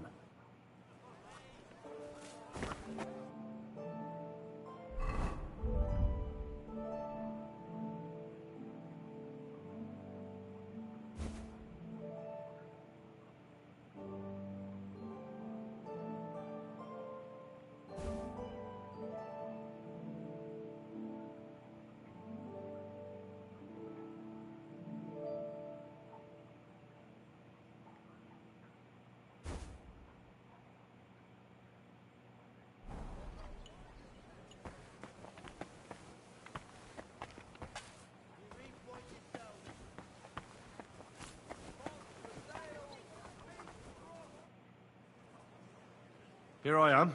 Let's have a look at you then. You've got a waiter's cap, a tunic you have. Hose are good. You can put your steel aside in front of the council chamber, along with your other stuff. You won't be needing it anyway. You don't want to be dragging a load if you're running around tables. Everything as it should be. Glad to see it, lad. Do you know what your duties are? For an inexperienced greenhorn like you, it'll be a great responsibility.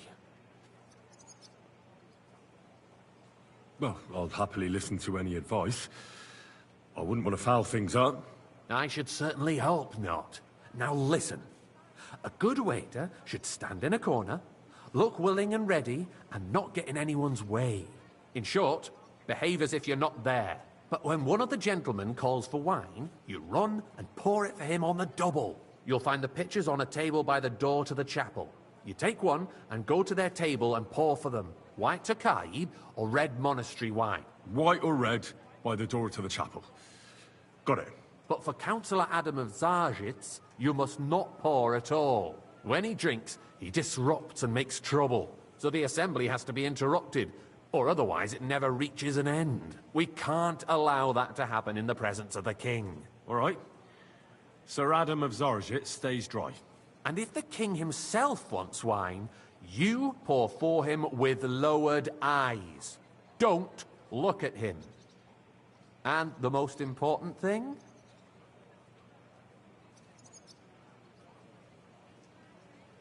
To stay in the background and keep quiet until someone asks me something? Correct. The councillors have a lot to discuss, and they certainly don't need any interruptions. And in general, a good waiter has to be invisible, blind, and deaf. Oh? I thought I had to keep my ears pricked. Well, yes, but only to what anyone wants from you. No excuses, and provide everything that anyone wants from you. Understood? Absolutely. I'm a waiter, after all. Not some street gossip monger. Correct. And if you manage not to botch it up, you can even rise on the social ladder. Not just anyone can serve the King of Hungary, but you'll manage it, right?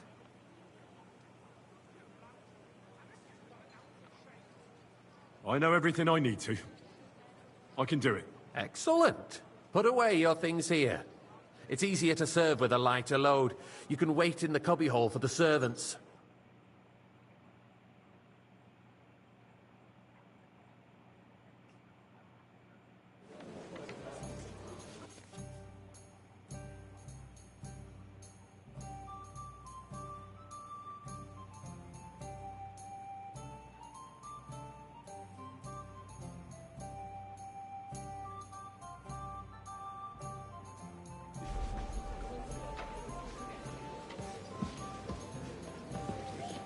current Waffen arsenal is a joke, and on top of that, the Hey, army wait, was before Mr. requisitioning from it. Should the town reserve have worse weapons than any Räuber in the domain? What are you getting at, Eldris? I'm saying that the bandits who freed Hinnick, the Dry Devil, used that thing. Boy, are That you deaf or Hackenbush. Wine. White. Hand cannon. Can you believe it?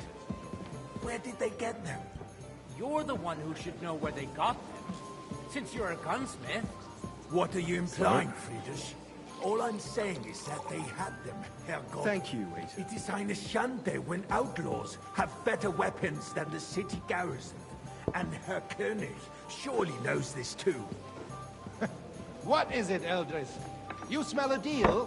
What I smell is that your stubborn heads do not waiter. realize Pour me what some monastery wine. Schwierigkeiten this Sorry, is. sir.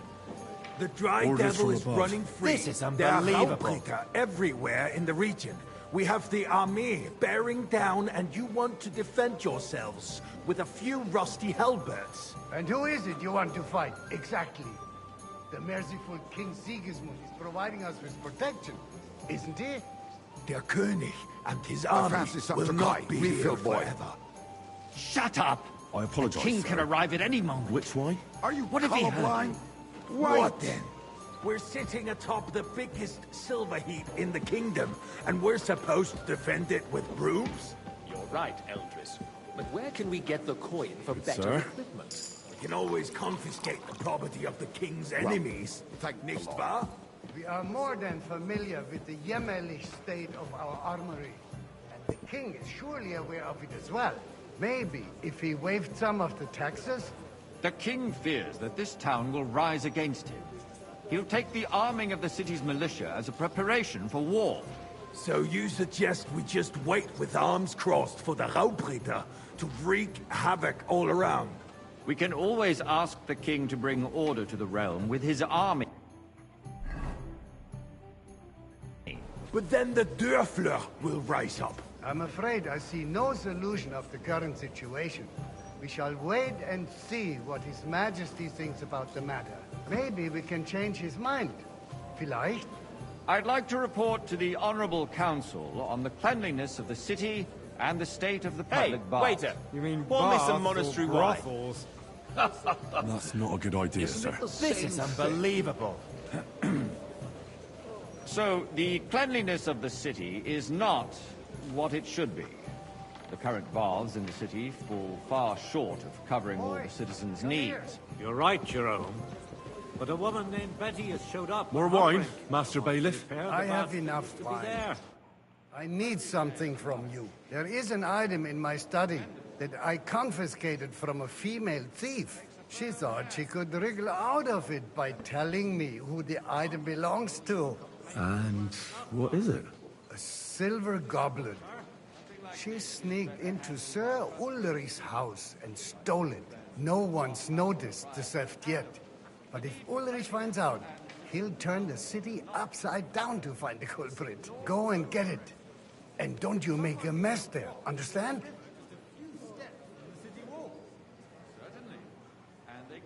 I can't. I'm supposed to serve the lords. You're supposed to do what you're told. But suit yourself. I'll go and get it myself after the assembly. Nor a right. Have you forgotten the Black Death? A great many people died needlessly. Are you questioning God's plan?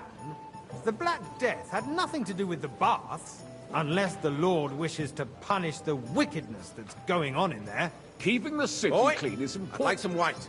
But we don't have money to spend. Arguing about who is going to wash where and how is a waste of time. It's only a waste of time because we're always arguing about the same thing. Not at all. If you'd finally admit that it's a trifle, we wouldn't have to keep coming back to it. A trifle? Do you ever walk the streets here? Sewage, rats, slop, and rubbish. The least we can do for the citizens is to provide them with a place to wash up. What nonsense! Next, you'll want me to serve wine to everyone for free, too. Why not? In Jerome Nars's earthly paradise, everything would be free. Don't put words in my mouth. Gentlemen, let's agree to disagree. What if the king heard us? I got word that Rutard has pulled off another deed. That's nothing unusual. That old weasel will never accept that the city isn't run his way, at least until His Majesty honors us with his visit. And as we know, Gunslin absolutely hates him. He can hate all he wants, as long as he does no damage. Ulrich, what have you got to say about it? Me?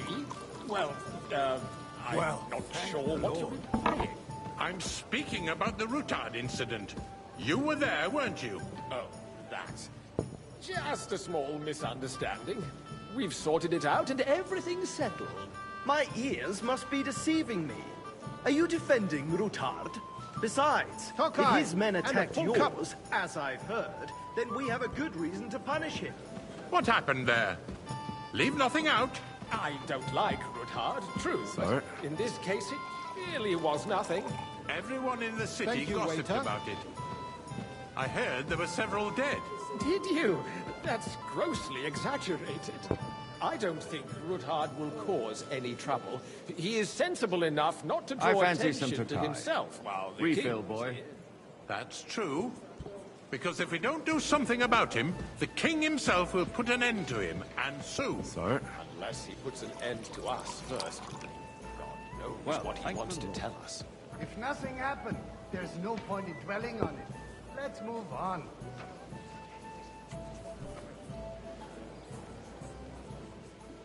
Things have got out of order in the town. Some adventurers decided to take the law into their own hands and restore the tradition of duels.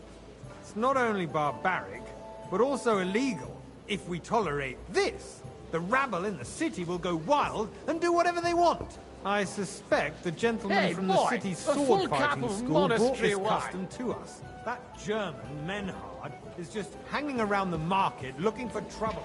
Don't be ridiculous, Forsooker. You act like you've never been in a fight yourself. Vanish! And to accuse a swordsmaster without a shred of proof. We're not some old fishwives in the marketplace. So you will just leave it be? Proven offences are punished by the bailiff. And that's that. Waiter! There are more pressing matters to deal with. More pressing than the open contempt of the whole town garrison. The guards are apparently settling accounts their own way. What can I help you with, sir? I left my gloves in the chapel. I took them off to pray, but then I rushed here and forgot to take them. I can't just get up and walk out now. But if you disappear for a little while... I really shouldn't, sir. A fine servant you are. Scathed. And you, a councillor, let people throw dirt on our work? If I threw out everyone who complains over a beer, I'd like some monastery wine. Refill my cup, boy. Well with it. We'll never get anywhere like this. Orders from above. This is there's the eternal dispute over the cathedrals. The building of the church is dragging on, and in the meantime, they are calling diocesan pilgrimages to Sckalitz, right under our noses. It's just a village with a monastery, and they are going to mock a royal mining city. Why can't we build faster? I'll have a hire cup more of craftsmen, wine. start with night shifts. Haven't you noticed there's a war going on? Are the experts from far off supposed to work in the city under siege? Besides, I get the feeling there's something other than the welfare of the city behind your complaints. Oh, you do? Do you? And what would that be? Like, for instance, that you'd like to have your own altar there? So what if I would? Hold your horses, gentlemen. That space in the side nave is mine. Then hell freezes over, mein Freund. Hey, boy. Your place Full is cup at least of 2 monastery steps wine. behind mine. A swordsmith dares to insult me? Ha! I think not. Excuse me? You wanted to buy yourself an altar in the cathedral, just like you bought yourself a seat in this council. How dare you? I acquired my seat for the services our guild provided and still provides to the crown. Well, I hope you're not supplying equipment to the army. If that's all they have, they would be defeated by that bunch of ne'er-do-wells from the alehouse on Hopbrink. Boy, I'd like to white. Those wrestlers of theirs, of course. People from the whole town go to watch them brawl. Oh, this is news to me. Because it has all been sorted out. Not long ago, the guards raided and threw them all out. Ah, yes, I had forgotten. What do we have to discuss next?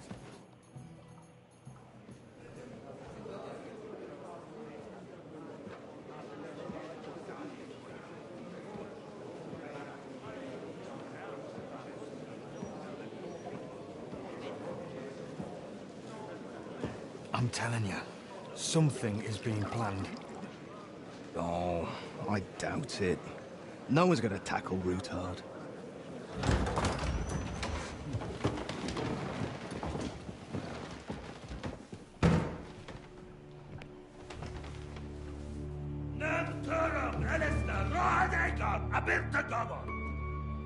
Azonal Juchek Össe, Elegiop Katonaikat, Ishkelkinek Udra.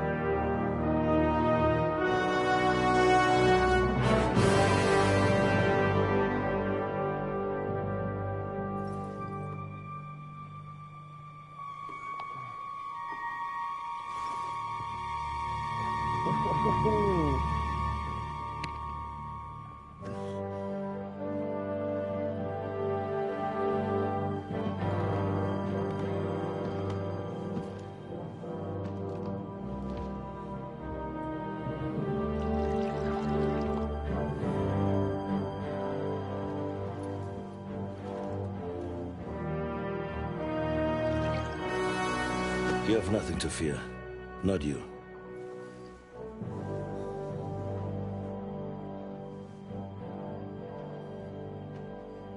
Like this plan of fight!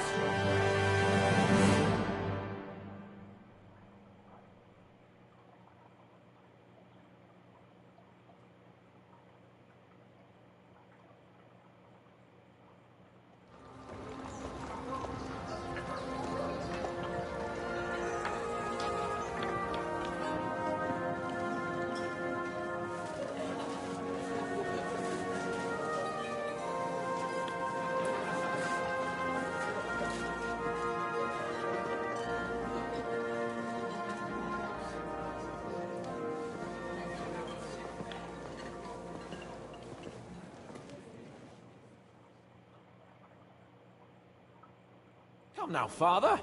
Put a little life into your dying. See more cheerful priests at funerals. I'd rather be at one than here. I hoped I'd never see this fortress again in my life. Unpleasant memories? You have no idea. I didn't part ways with my father on entirely good terms. 20 years ago. And now you're 2 decades older and wiser. At your Ujit's parish, you spread the word of God to your flock, and you saved my neck and Henry's too. I'd say your father should be proud of you. None of that matters a damn to him. Who knows? Maybe that 20 years has changed a thing or two. You know what? Let's drop the subject.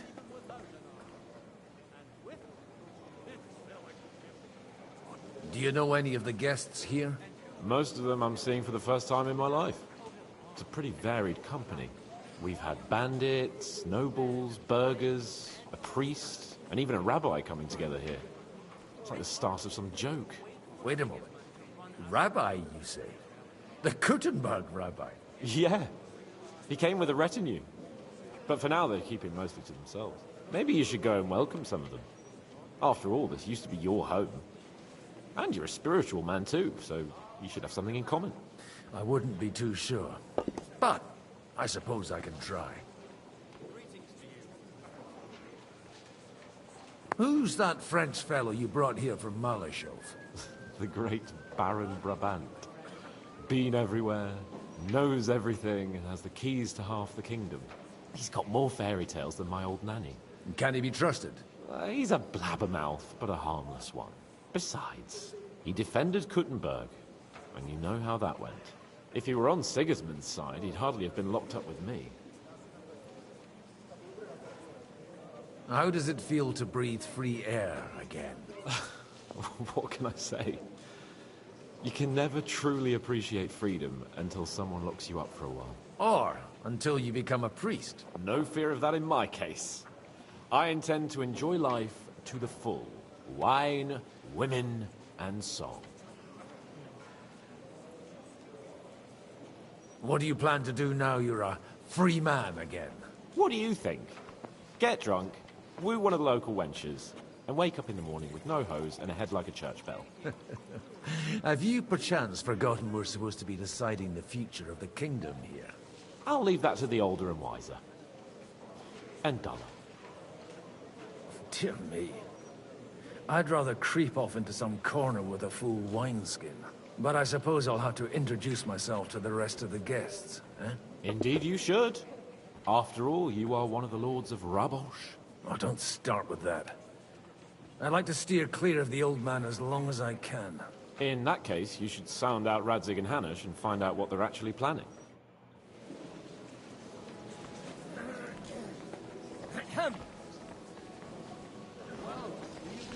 God bless. Greetings to you, friend.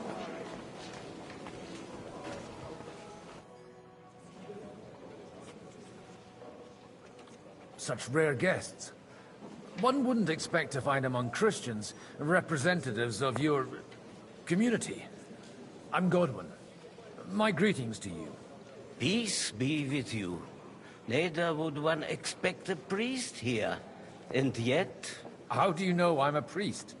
It's not difficult to tell. After all, we have much in common. And we are both a little on unfamiliar ground here. I'm Yehuda, leader of the rabbinical court in the sacred community of Gutenberg. And this is Samuel, my aide. Who would rather not be here at all. Why did we have to come here, Sadie? Can you not see everyone is staring at us? Because we all need to help each other in this time of need. And why would they not stare when you are frowning so?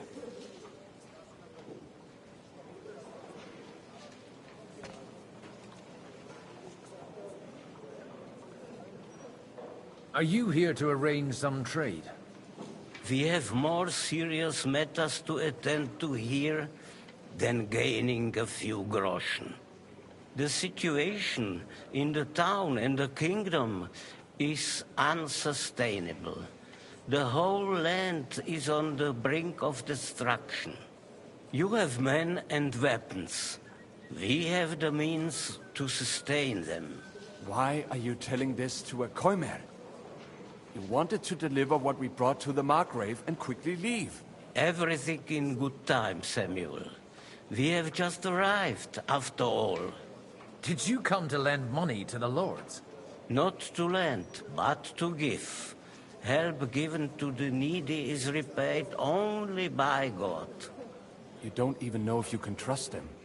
With that money, we could have paid mercenaries ourselves. You remind me of my young friend Henry. He's a bit of a hothead too. Henry? That messenger of Radzig Copula? You know each other. You're both around the same age. That would be him. But we did not get off to a very good start.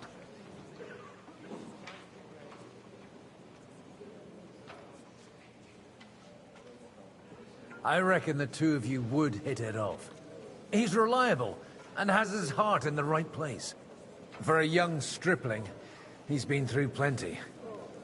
It's not so long since his parents were killed in Sckalitz. He was supposed to become a blacksmith, and instead, he's roaming the world, risking his neck at every turn. Wait, a blacksmith, you say? From Sckalitz? Aye, that's right. Did you know anyone there? I knew of someone.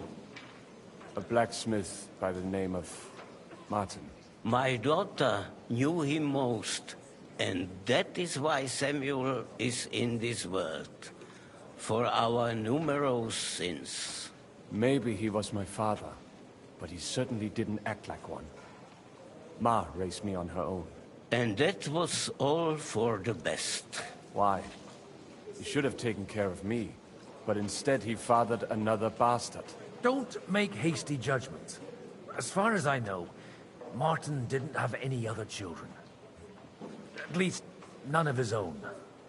He took in Henry, and raised him as his own, on the orders of the Lord of Sckalitz, Sir Radzik Kobila, Henry's real father. I don't care if he took care of 20 other Mamsas. That boy's blood father denied him, just like yours did to you. A person can't choose their parents. And Henry only found out about it recently. Enough. I'd rather have a drink. Will you have one too, Zayde?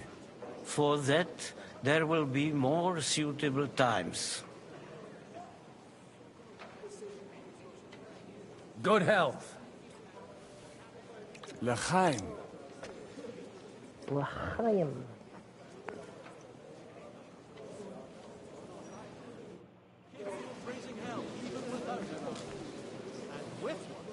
This fella could give the king a lot of trouble.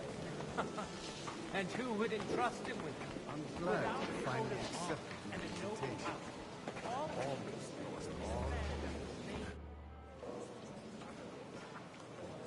Good health to you, sir. I'm Godwin. A friend of that lad you arrived with, Henry. We don't know each other.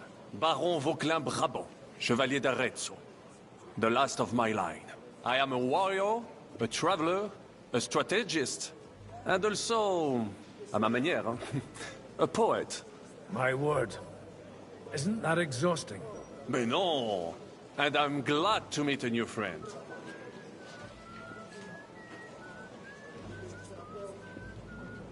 It's a pleasure to make your acquaintance, Baron.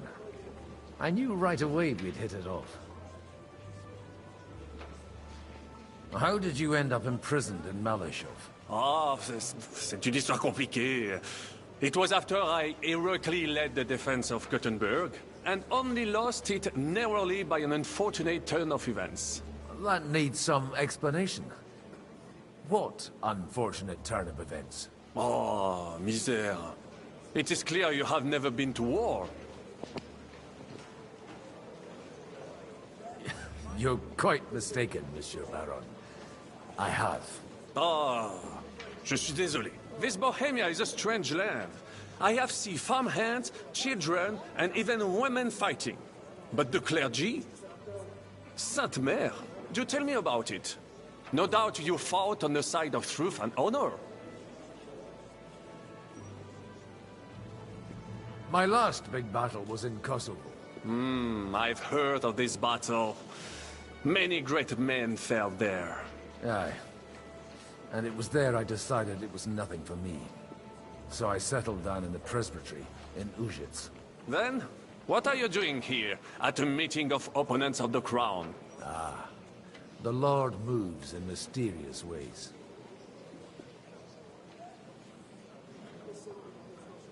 You say you're a poet? How about a verse or two to amuse us? Jamais. Is poetry nothing but a fuss to you? Is a poet a gesture for amusement? I think not. To recite, I require the proper mood. And besides, few here would understand me.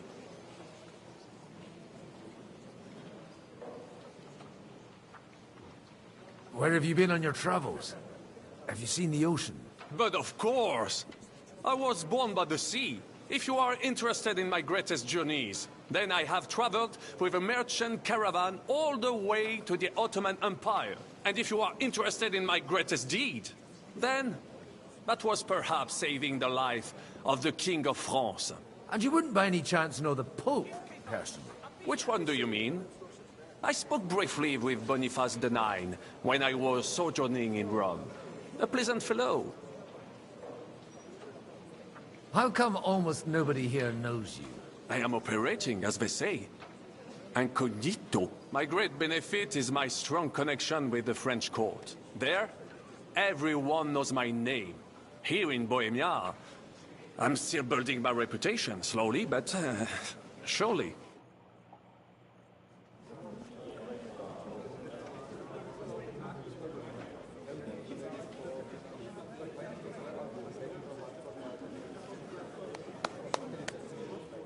Dear friends and allies, in these troublesome times, you all know why we're here. The question remains, what to do next? Sigismund is facing troubles in Hungary, and here, too, he is up against resistance. He's a capable strategist, but a poor diplomat.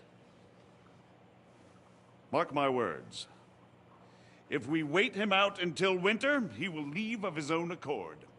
By winter, he'll have torched all our fortresses and carried off everything that we possess. Are we seriously gonna wait and cower in a corner? Or are we gonna drive them out in shame? A few well-planned raids and we could have him in our fists! At what price? Have you got men to spare? Has any of you got men and money to spare? We don't have men out there. Yes, we do. We do not. Jobst is right. That whole sun won't fall easily. Only we can't wait. Are we to get ourselves killed? Or end with nothing?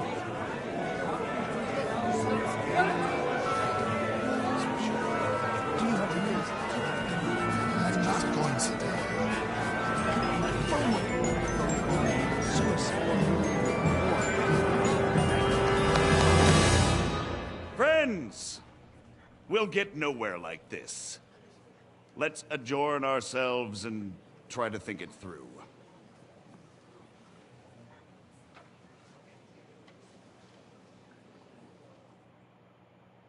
Well, that went just as expected. Good health. And to yours.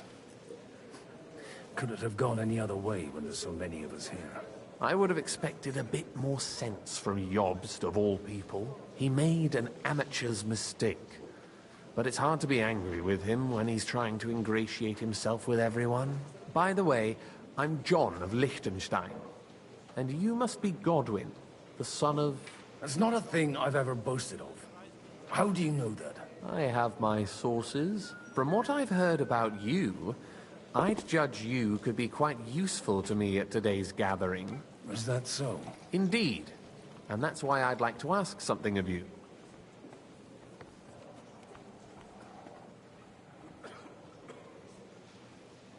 It depends what it's all about. A little delicate diplomacy. I expect we can agree that Jobst's plan has certain shortcomings? That's a weak word. And the way it stands at the moment, he'll never get the support of the Council. But I have an idea how to change that. Well, I'm curious how you hope to shut Zizka up and satisfy the ones who want peace. We'll sit and wait quietly until Sigismund withdraws of his own volition, as Jobst proposes, but we'll be waiting in the military camp of our huge new army.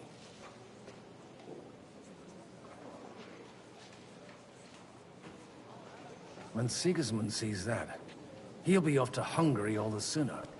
At a gallop. Exactly. Sigismund's army is demoralized and weakened. And besides, he's running out of resources. He's able to tackle fortresses that aren't able to defend themselves. But he won't engage an equal force on the battlefield. But he can't retreat either. That would be a disgrace. And that's exactly why we'll wait until he's called back to Hungary by events there. For the plan to work, we need allies, their money and their determination. We've already set the ground for it. We just need negotiators who will push the right people in the right direction. Are you saying you set everything in motion even before Jobst? More like in parallel, but without his knowledge. If we find support and make it look like the whole thing was his idea, we'll all win.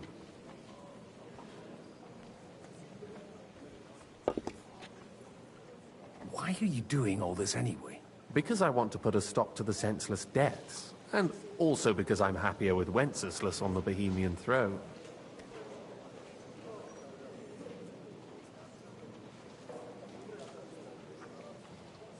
I'll help you. What exactly should I do? I'll give you 3 names. Botchek of Kunstadt, Hamann Alder, and Anna of Waldstein. If you can get those three on our side, we've won the day. Meanwhile, I'll take care of Jobst.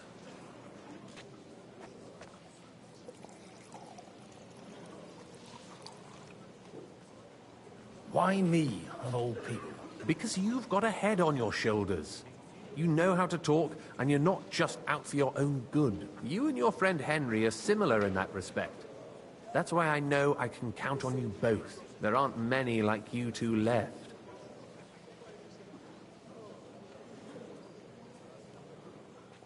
Tell me a bit more about those people, so I know who I'm dealing with. Certainly. Who do you want to start with? Bocek of Kunststadt. I know the name, but I can't quite place him. That's just the thing. He's got massive estates, great influence, but he holds back. He doesn't play the big game, because he doesn't like to take risks. He always goes for the sure thing. But once he's made his mind up, not even a pair of oxen will hold him back. Alder the Alderman. Wasn't he a Kuttenberg councillor? He still is. The only one who retained his position after the city was taken. Only he's here, instead of cozying up with Sigismund in Kuttenberg. So his days in the council are numbered. But he'll continue to have a strong influence on the guilds and the rich burghers. And that's why we need him. Anna of Waldstein. The widow of that rich mine owner. What was his name? Wenzel Bartosz. And I'm not surprised you forgot. I was quite surprised to see her here. Assemblies like this are more of a... A male affair? So far, Godwin, so far. Anna is holding back and behaving like an exemplary young widow. But don't trust appearances. She's got claws, she knows how to do her sums, and she certainly has no love lost for Sigismund. And what use can she be to us? Apart from her late husband's money, of course. She's as sharp as they come when it comes to trade. And she knows a thing or two about diplomacy. There are wicked tongues that claim Bartosz acquired most of his wealth thanks to her. And that it was thanks to her that he died, too.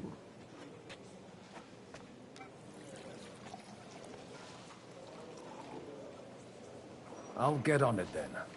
Wish me luck. I wish us both luck. Before the day is over, the die will be cast. Success to our plans.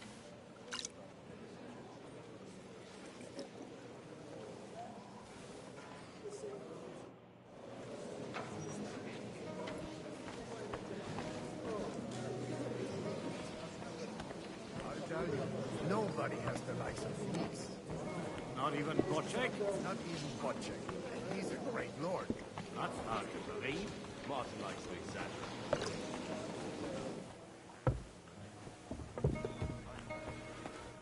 And that's exactly why we mustn't push too hard. Burghers, patricians, and usurers. Sir Bocek, I need to speak with you for a moment. A man hardly puts his cup to his lips, and someone comes along to put a flea in his ear. Jobst comes up with a plan as full of holes as a beggar's shoes, and now you're all jostling to win me over for him. On the contrary, I've come here with an idea how to improve it. Does that improvement include a few thousand men at arms? If not, you can go to the devil with it. A few thousand men at arms as a convincing argument.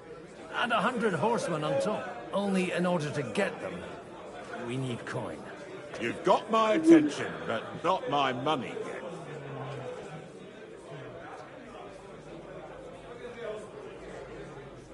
How can I persuade you? I need guarantees of security. I don't want to end up like Rutar. Of course. Once it comes to protecting property, ideals go out the window. You can talk, since you haven't got a pot to piss in yourself. If you were in my position, you'd think differently. I have a lot of property, lots of subjects to look after, and along with that, the Lord blessed me with a large family. I can't risk it all in a conflict with Sigismund. So you need guarantees that you won't be left standing in the cold if you openly oppose Sigismund? My guarantee is called Yitka. She's my niece. If I succeeded in marrying her off to another strong house, I'll have the certainty that I won't be left alone. Maybe it's enough to find a suitable groom among the allies. Perhaps someone of suitable standing who Yitka would also gladly accept. I don't want her to be unhappy.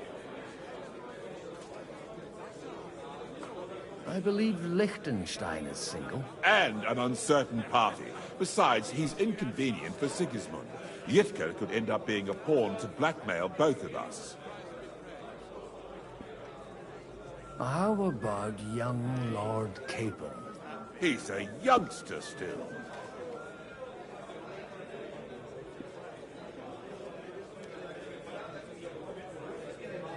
What's wrong with him? He's young, he's handsome, women are fighting over him. Yitka will like him, and he'll give her a whole bunch of children. And to half the wenches in his domain too, eh? On the other hand, the Lords of Leitha have a good reputation, and Hanush can always be relied on, despite his temper. Maybe it's not such a bad idea.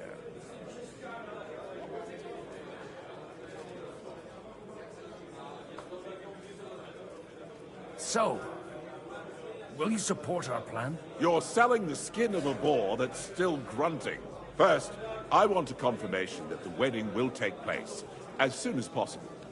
And what if Lord Capon refuses? I don't care what the young lord thinks. Hanush is the one to decide. If he agrees, I'll be happy to support your plan. Pushing a friend to tie the knot to save the kingdom. Things have come to a pretty pass. The kingdom will not forget his sacrifice. Now stop dilly-dallying and go and tell Hanush.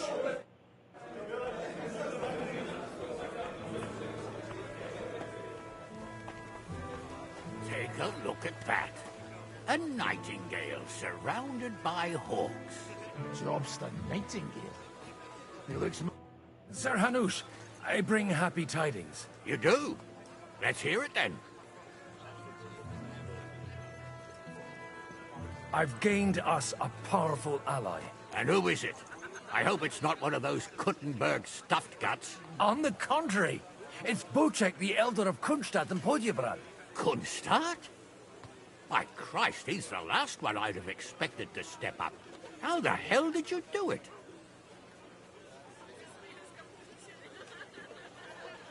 Well, there's one little catch. I had to promise him... I don't even know how to begin. Out with it. Lord Kunstadt has a niece, so... I arranged a betrothal for young Lord Capon, with your blessing if you agree. Hans Capon is to marry Yitka of Kunstadt. Godwin, you conniving old bastard! Oh, fuck. I don't believe it. So, young Hans is to marry Kunstadt's daughter? Niece. If you're serious, I'll make sure that you get the Rattay parish. Or you could make me the Abbot of Sassa. Or what about a bishopric? Forget it. Soon I'll be paying for a wedding. Not a word to Hans. I want to tell him myself. But let's drink to it, shall we? Cheers! Cheers to you, and to your parleying skills.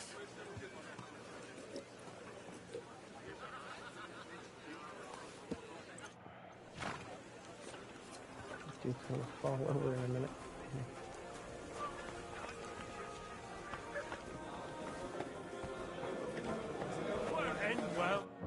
So, Bocek, your niece Yitka can start preparing for her wedding. So Hanush agreed, without reservations. Indeed. Then I will fulfill my end of the bargain without reservation. Thank you, Lord of Kunstadt. Enough formality. We'll have a drink. What do you say? Cheers to the beautiful Lady Yitka and the unhappy Lord King. Here's to a good bargain.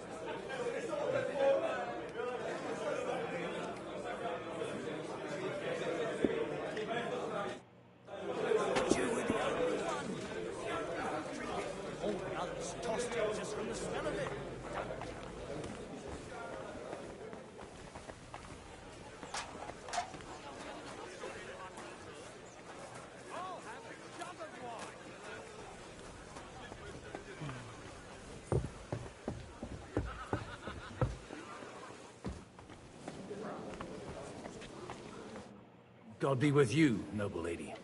There's something I'd like to ask of you. God be with you. What would that be? Your diplomatic support. And your money. No beating around the bush, eh? I like that. But what do you want my money for? Margrave Yob's plan has some gaps, milady. We need to gather enough resources to... To muster an army that Margrave can't afford on his own? Christ. Be praised. You're astute. I should say so.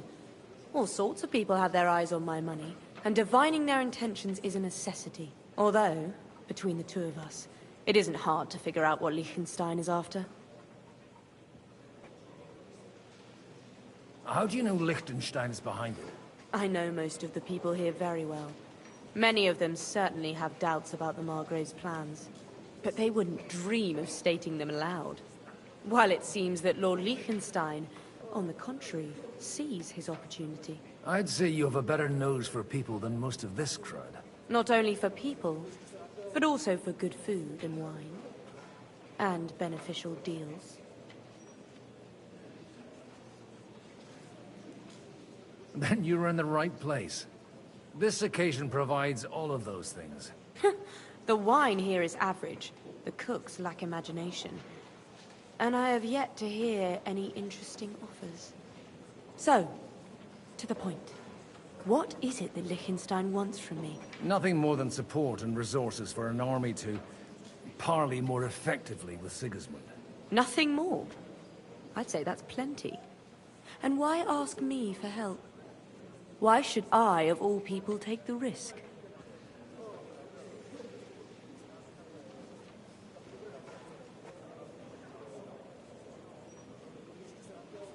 It's not only your money we're interested in. You're well able to negotiate and trade. And if you were to take part in our plan... Then I'd be helpful to you on two fronts.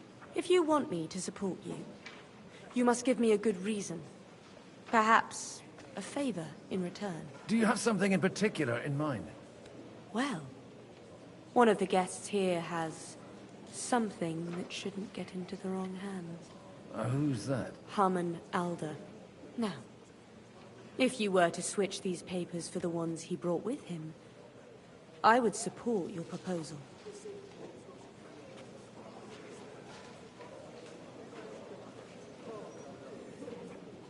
All right, I'll help you. Or at least I'll give it a try. Alder will surely have the papers in his saddlebags, which he left in the shed on the outer courtyard. Bring them to me, and put these there instead. But watch yourself. Odoran's groom has eyes everywhere.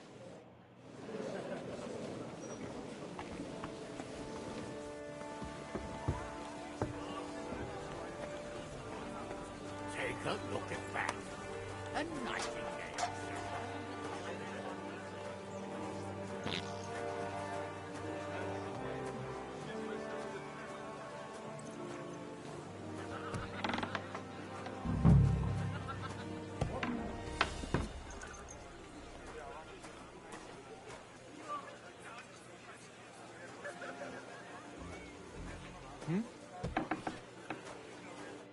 Hey, you! What are you doing here?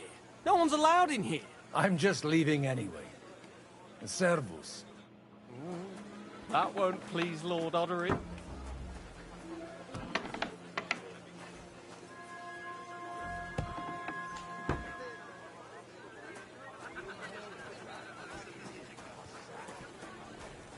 Dangerously clever. When a slipper is a bottom.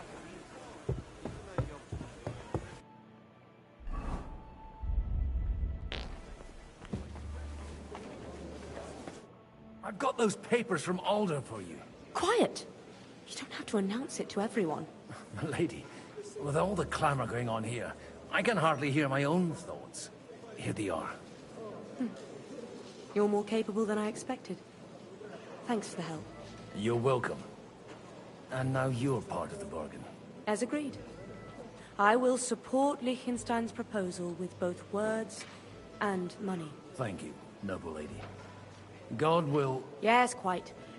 But let's drink to our bargain, Godwin.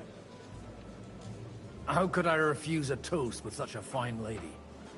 To your health, Lady Anna. And to the success of our efforts. Dude's gonna be falling over at some point.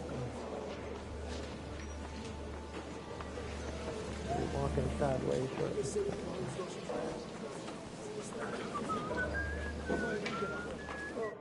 I'd like to check your horses out. See if they're as good as you say.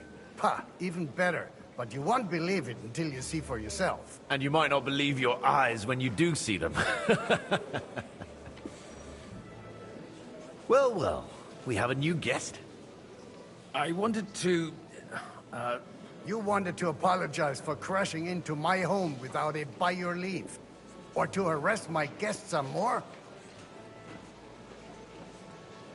I want to have a word with Older. Well, I'm having a word with you. I apologize, Father. For interrupting our conversation? Or just for being you? Is that your... Unfortunately. Speak up, then. What are you doing here? I came with a delegation from Sir Hanush of Lipa. Is this a joke? Why so strict, Martin? 20 years ago, he was nothing but a cheeky brat, only interested in wenches and booze. I got him a place at the Archbishopric to have some sense beaten into his head. Only it wasn't long before they kicked him out. And then I find out he's settled in some backwater parish in Sassau. But he took his boozing and whoring along with him, lost everything, and then came creeping home again. Huh? Try saying it again a little louder. They might not have heard you in the outer courtyard. You have the impertinence to show me your face after the way you disgraced our whole family?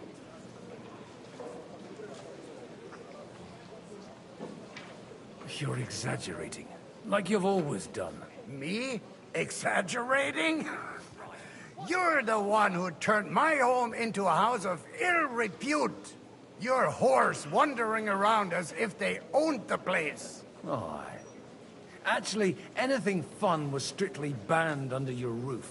But maybe you ought to try it yourself sometime. Then maybe you wouldn't be such a bitter old grouch. You're dishonoring your host. I can't dishonor someone who has no honor. If you had any, you'd be... That's enough. Christopher.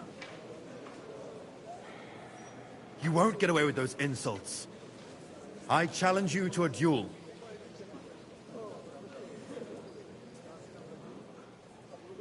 We've never met, and we have no cause to be enemies. Take back your challenge, and we'll sort things out peacefully. You've got no other option. You insulted Father's honor. Gentlemen, surely there's no need for violence. I can have a word in private with Lord Oberyn, the second, as he desires, and then... Out of the question. This uncouth lout needs a lesson, and he's got plenty to learn from Christopher. By God's grace, I have at least one son I can be proud of. You want satisfaction? You'll get nothing but shame, as always. Suit yourself, then. We'll fight. Come to the outer courtyard, but quietly. We don't have to put on a show for the crowd. After you. Well, that's that. Now, where were we? Shouldn't we rather... No, Christopher will sort it out, you'll see. Make room for us. We'll just settle a very private matter. It's an honorable duel, man against man. Stay back. Ah!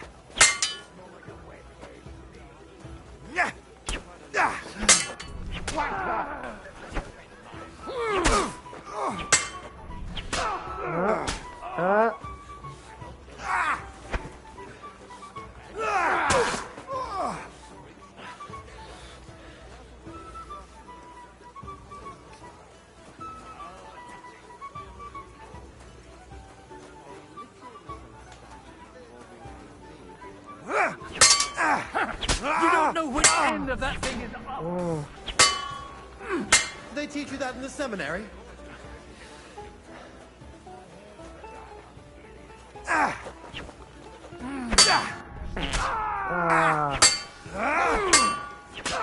Come on. That!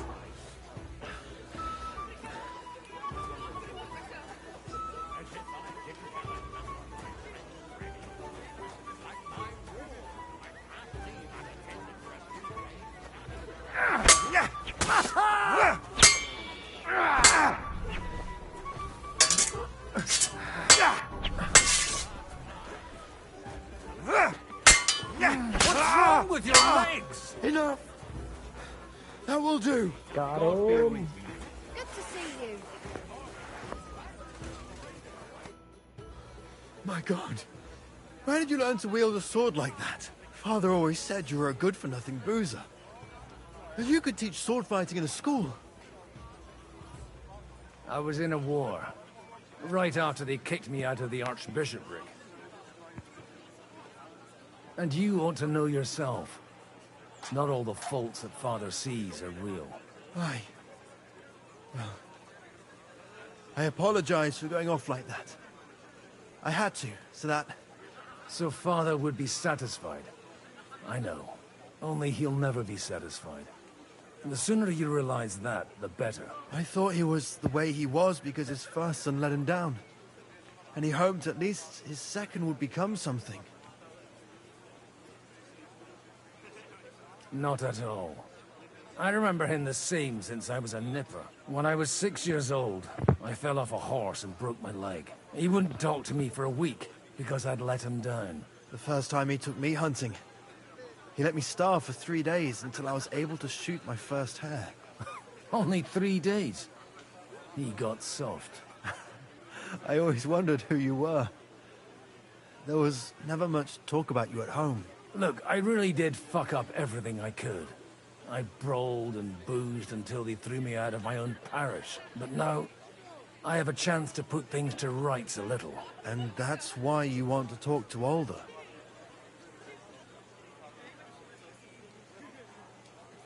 Aye. The outcome of this war depends on it. That sounds very important, considering you and Alder are both pretty small players. After your encounter with Father, it won't be easy to get to Alder. Actually, I don't think you should even attempt it.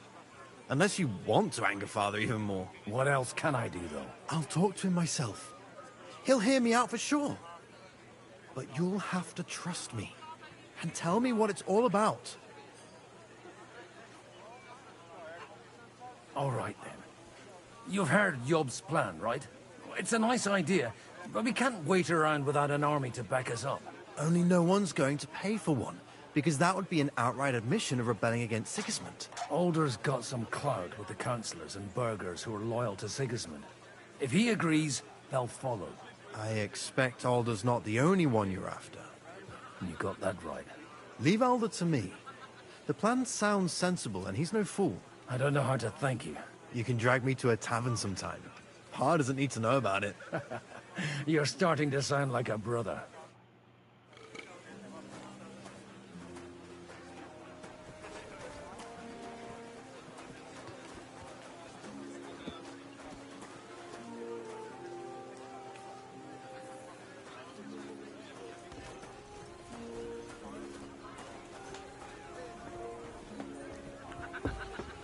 Look out! I'm still hoping it works out. We walk out of here with a clear plan. But maybe you were right. It was probably not the best idea. Gentlemen, I think we can raise our goblets to the successful conclusion of the negotiations. Is this supposed to be your secret weapon? Like I said, miracles happen where you least expect them. Tell me, Godwin of the House of Odorin, what news do you bring us? I bring nothing from the House of Odorin. But the widow of Waldstein and Sir Bocek of Kunstadt will support our cause. Both of them? Good heavens, what did you promise them? This is going to be a long story, and I could use a drink. So if you'll excuse me, my lords?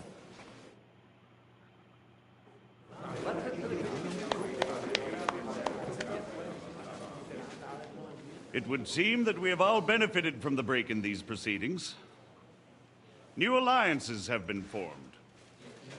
And I have also changed my plans. We shall still wait for Sigismund to withdraw his troops of his own accord. But we will wait with an army at our backs. Yes. And how are we to raise an army? Wasn't it made clear at the meeting that no one wants to take the risk? The only thing made clear was that each of us alone is weak, and that we could not find common ground. But that has now changed.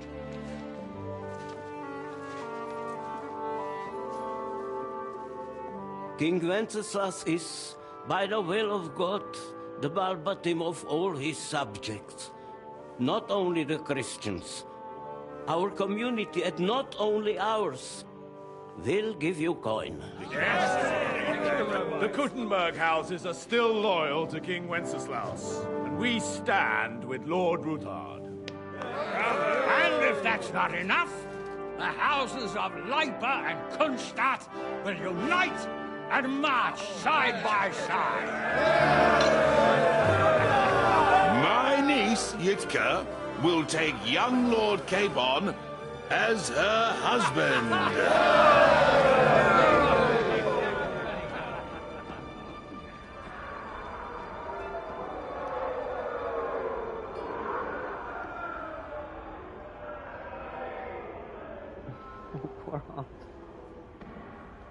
Lords Kunstadt, Hanush, Radzig, and I will set out immediately. God willing, we will be back within 3 weeks, along with an army. Now those are words worthy of a nobleman. My friend, I still believe that words are more powerful than swords. And our words will ring in 1,000 voices to the glory of King Wenceslas.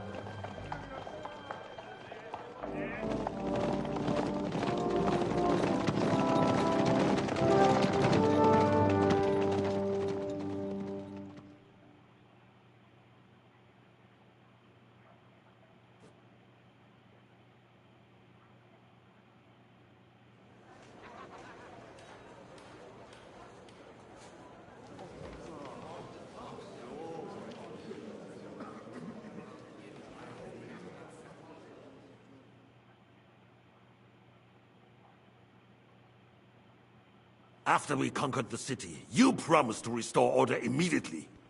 And then I find out things are even more disordered than before. Your Majesty, we are sorry.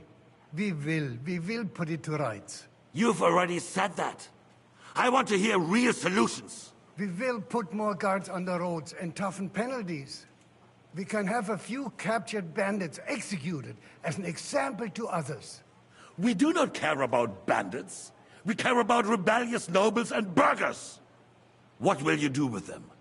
How will you solve the chaos in the town administration, the rebellious miners, and the dismal yields? And how is it even possible that a rebellion against the king is smoldering here in the city? What do you mean, sire? I hear the resistance is coming from the Jewish quarter, from right under your noses. Why haven't you done anything? We don't know who is behind this. Without evidence, we cannot punish them. Otto von Berghoff did not ask questions in Prague either. He acted. And I advise you to do the same. Find a couple of wretches in a hole somewhere, point them to the Jewish quarter, and give them free rein. To do anything. The city's Jewish community was and still is on Wenceslas' side. They need a warning. We do not even have enough men to... Marquardt, could you spare a few men for a while? Of course, sire. I'll assign them to Eric. He'll take care of it. So you see? All you have to do is make sure the city rabble get their share. You could at least manage that, couldn't you? And if the thought should cross your minds that you would get rid of the debts to the Jewish moneylanders this way, forget about it. Your debts will remain, up to the last groschen. Only now you owe us directly. And while we are on the subject of money, has the yield from the mines finally matched last year's? Sire, the deposits are dwindling, and mining is becoming increasingly difficult. And to make matters worse, the miners started rebelling. Don't take us for a fool. They'll stop rebelling when you pay them proper wages. Your Majesty, we can't do that. Silence! How dare you oppose the kingdom's protector? You're a bunch of incompetent sycophants!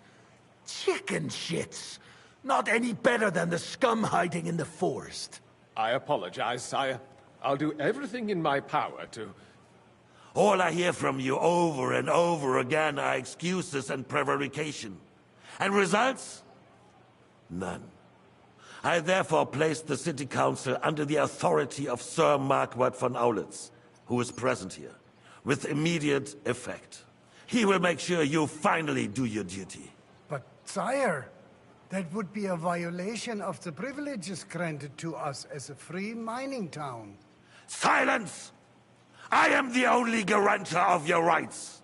You have to earn your privileges, not hide behind them. During my brother's reign, this idleness was perhaps tolerated. But that is over now. You were given a few simple tasks.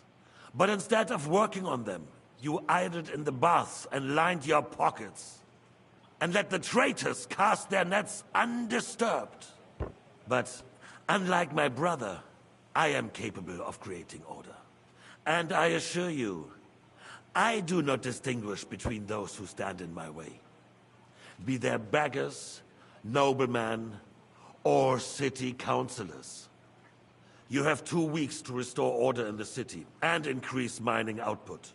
I want clear results, and you answer only to me and Sir Marquard von Aulitz now. No one else.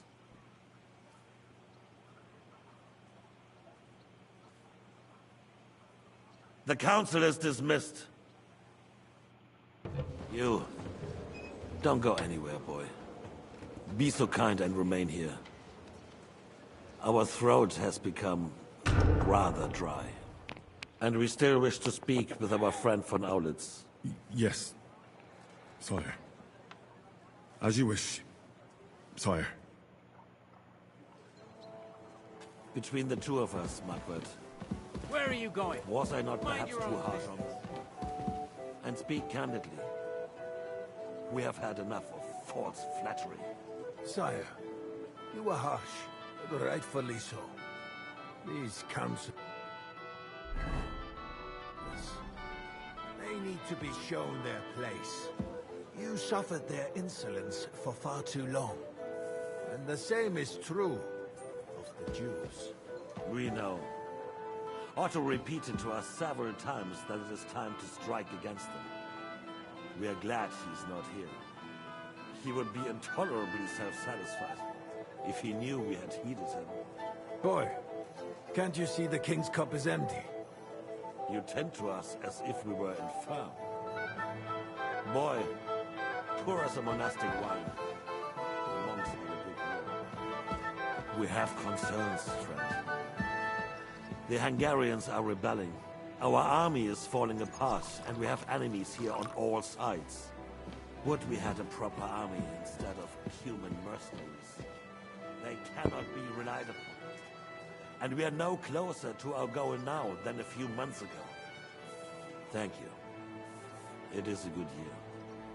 If our father were still alive, he would have been astonished by the mess that a few years of Wenceslas' reign brought to us. With a single word, he would have put the nobility in their place, and the country would flourish.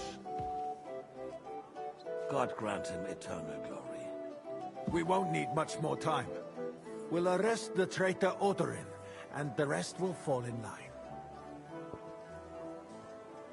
You say the others will be brought into line, but what do you know of them? We know only a few of them. But there's a fortress standing on every damn hill here. What side are their lords on? We'll find out soon enough, sire. If only Wenceslas were not such a stubborn ass, and relinquished that throne that he has no use for anyway. The nobility, on the other hand, found a ruler like him very useful. They made a puppet out of him. Once you restore order, they'll join you. All you have to do is promise them the privileges they lost during Wenceslas' reign. First, they'll have to be willing to make peace at least among themselves. Jobst does everything he can to sow chaos, so that he himself emerges victorious in the end. This business makes me thirsty. Pour me some of that red, boy. I think Jobst is just waiting for the right moment. He'll switch sides when it suits him. Maybe.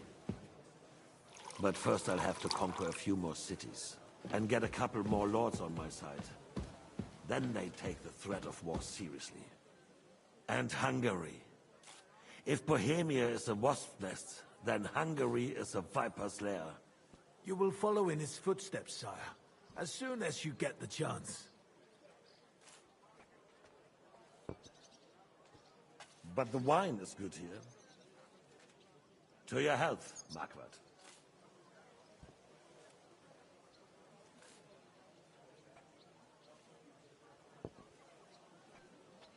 And to your health too, boy. May your children grow in the land ruled by a good king. Thank you, sire. You are too magnanimous. Why? You did a good job. You can be proud of yourself. To your health, your majesty.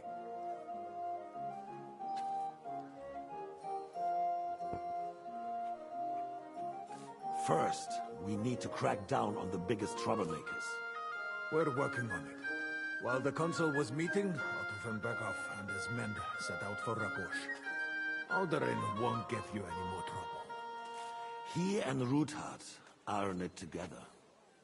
Once we get Oderin, we can handle Ruthard easily.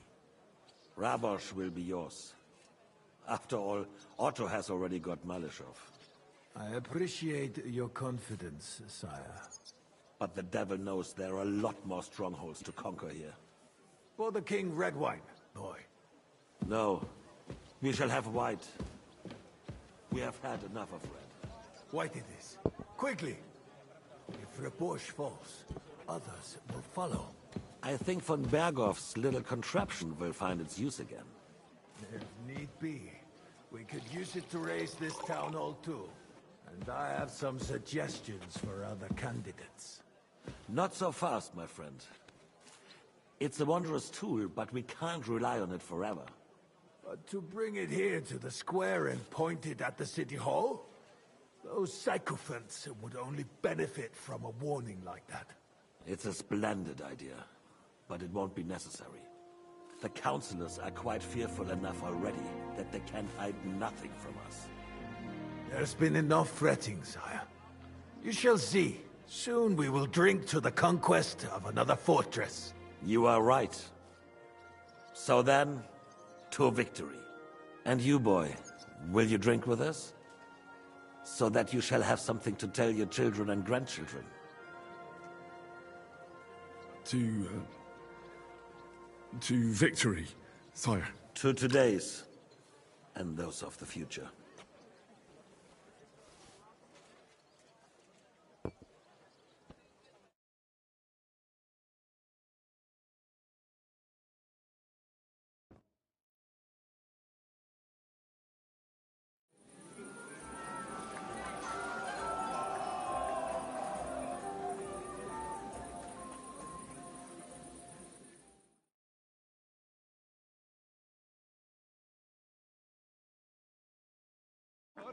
Surely you don't want to break in?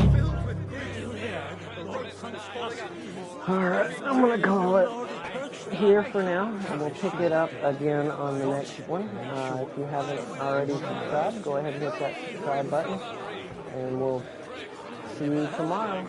I truly appreciate you tuning in and spending time with me. Thank you, and I'll see you on the next one.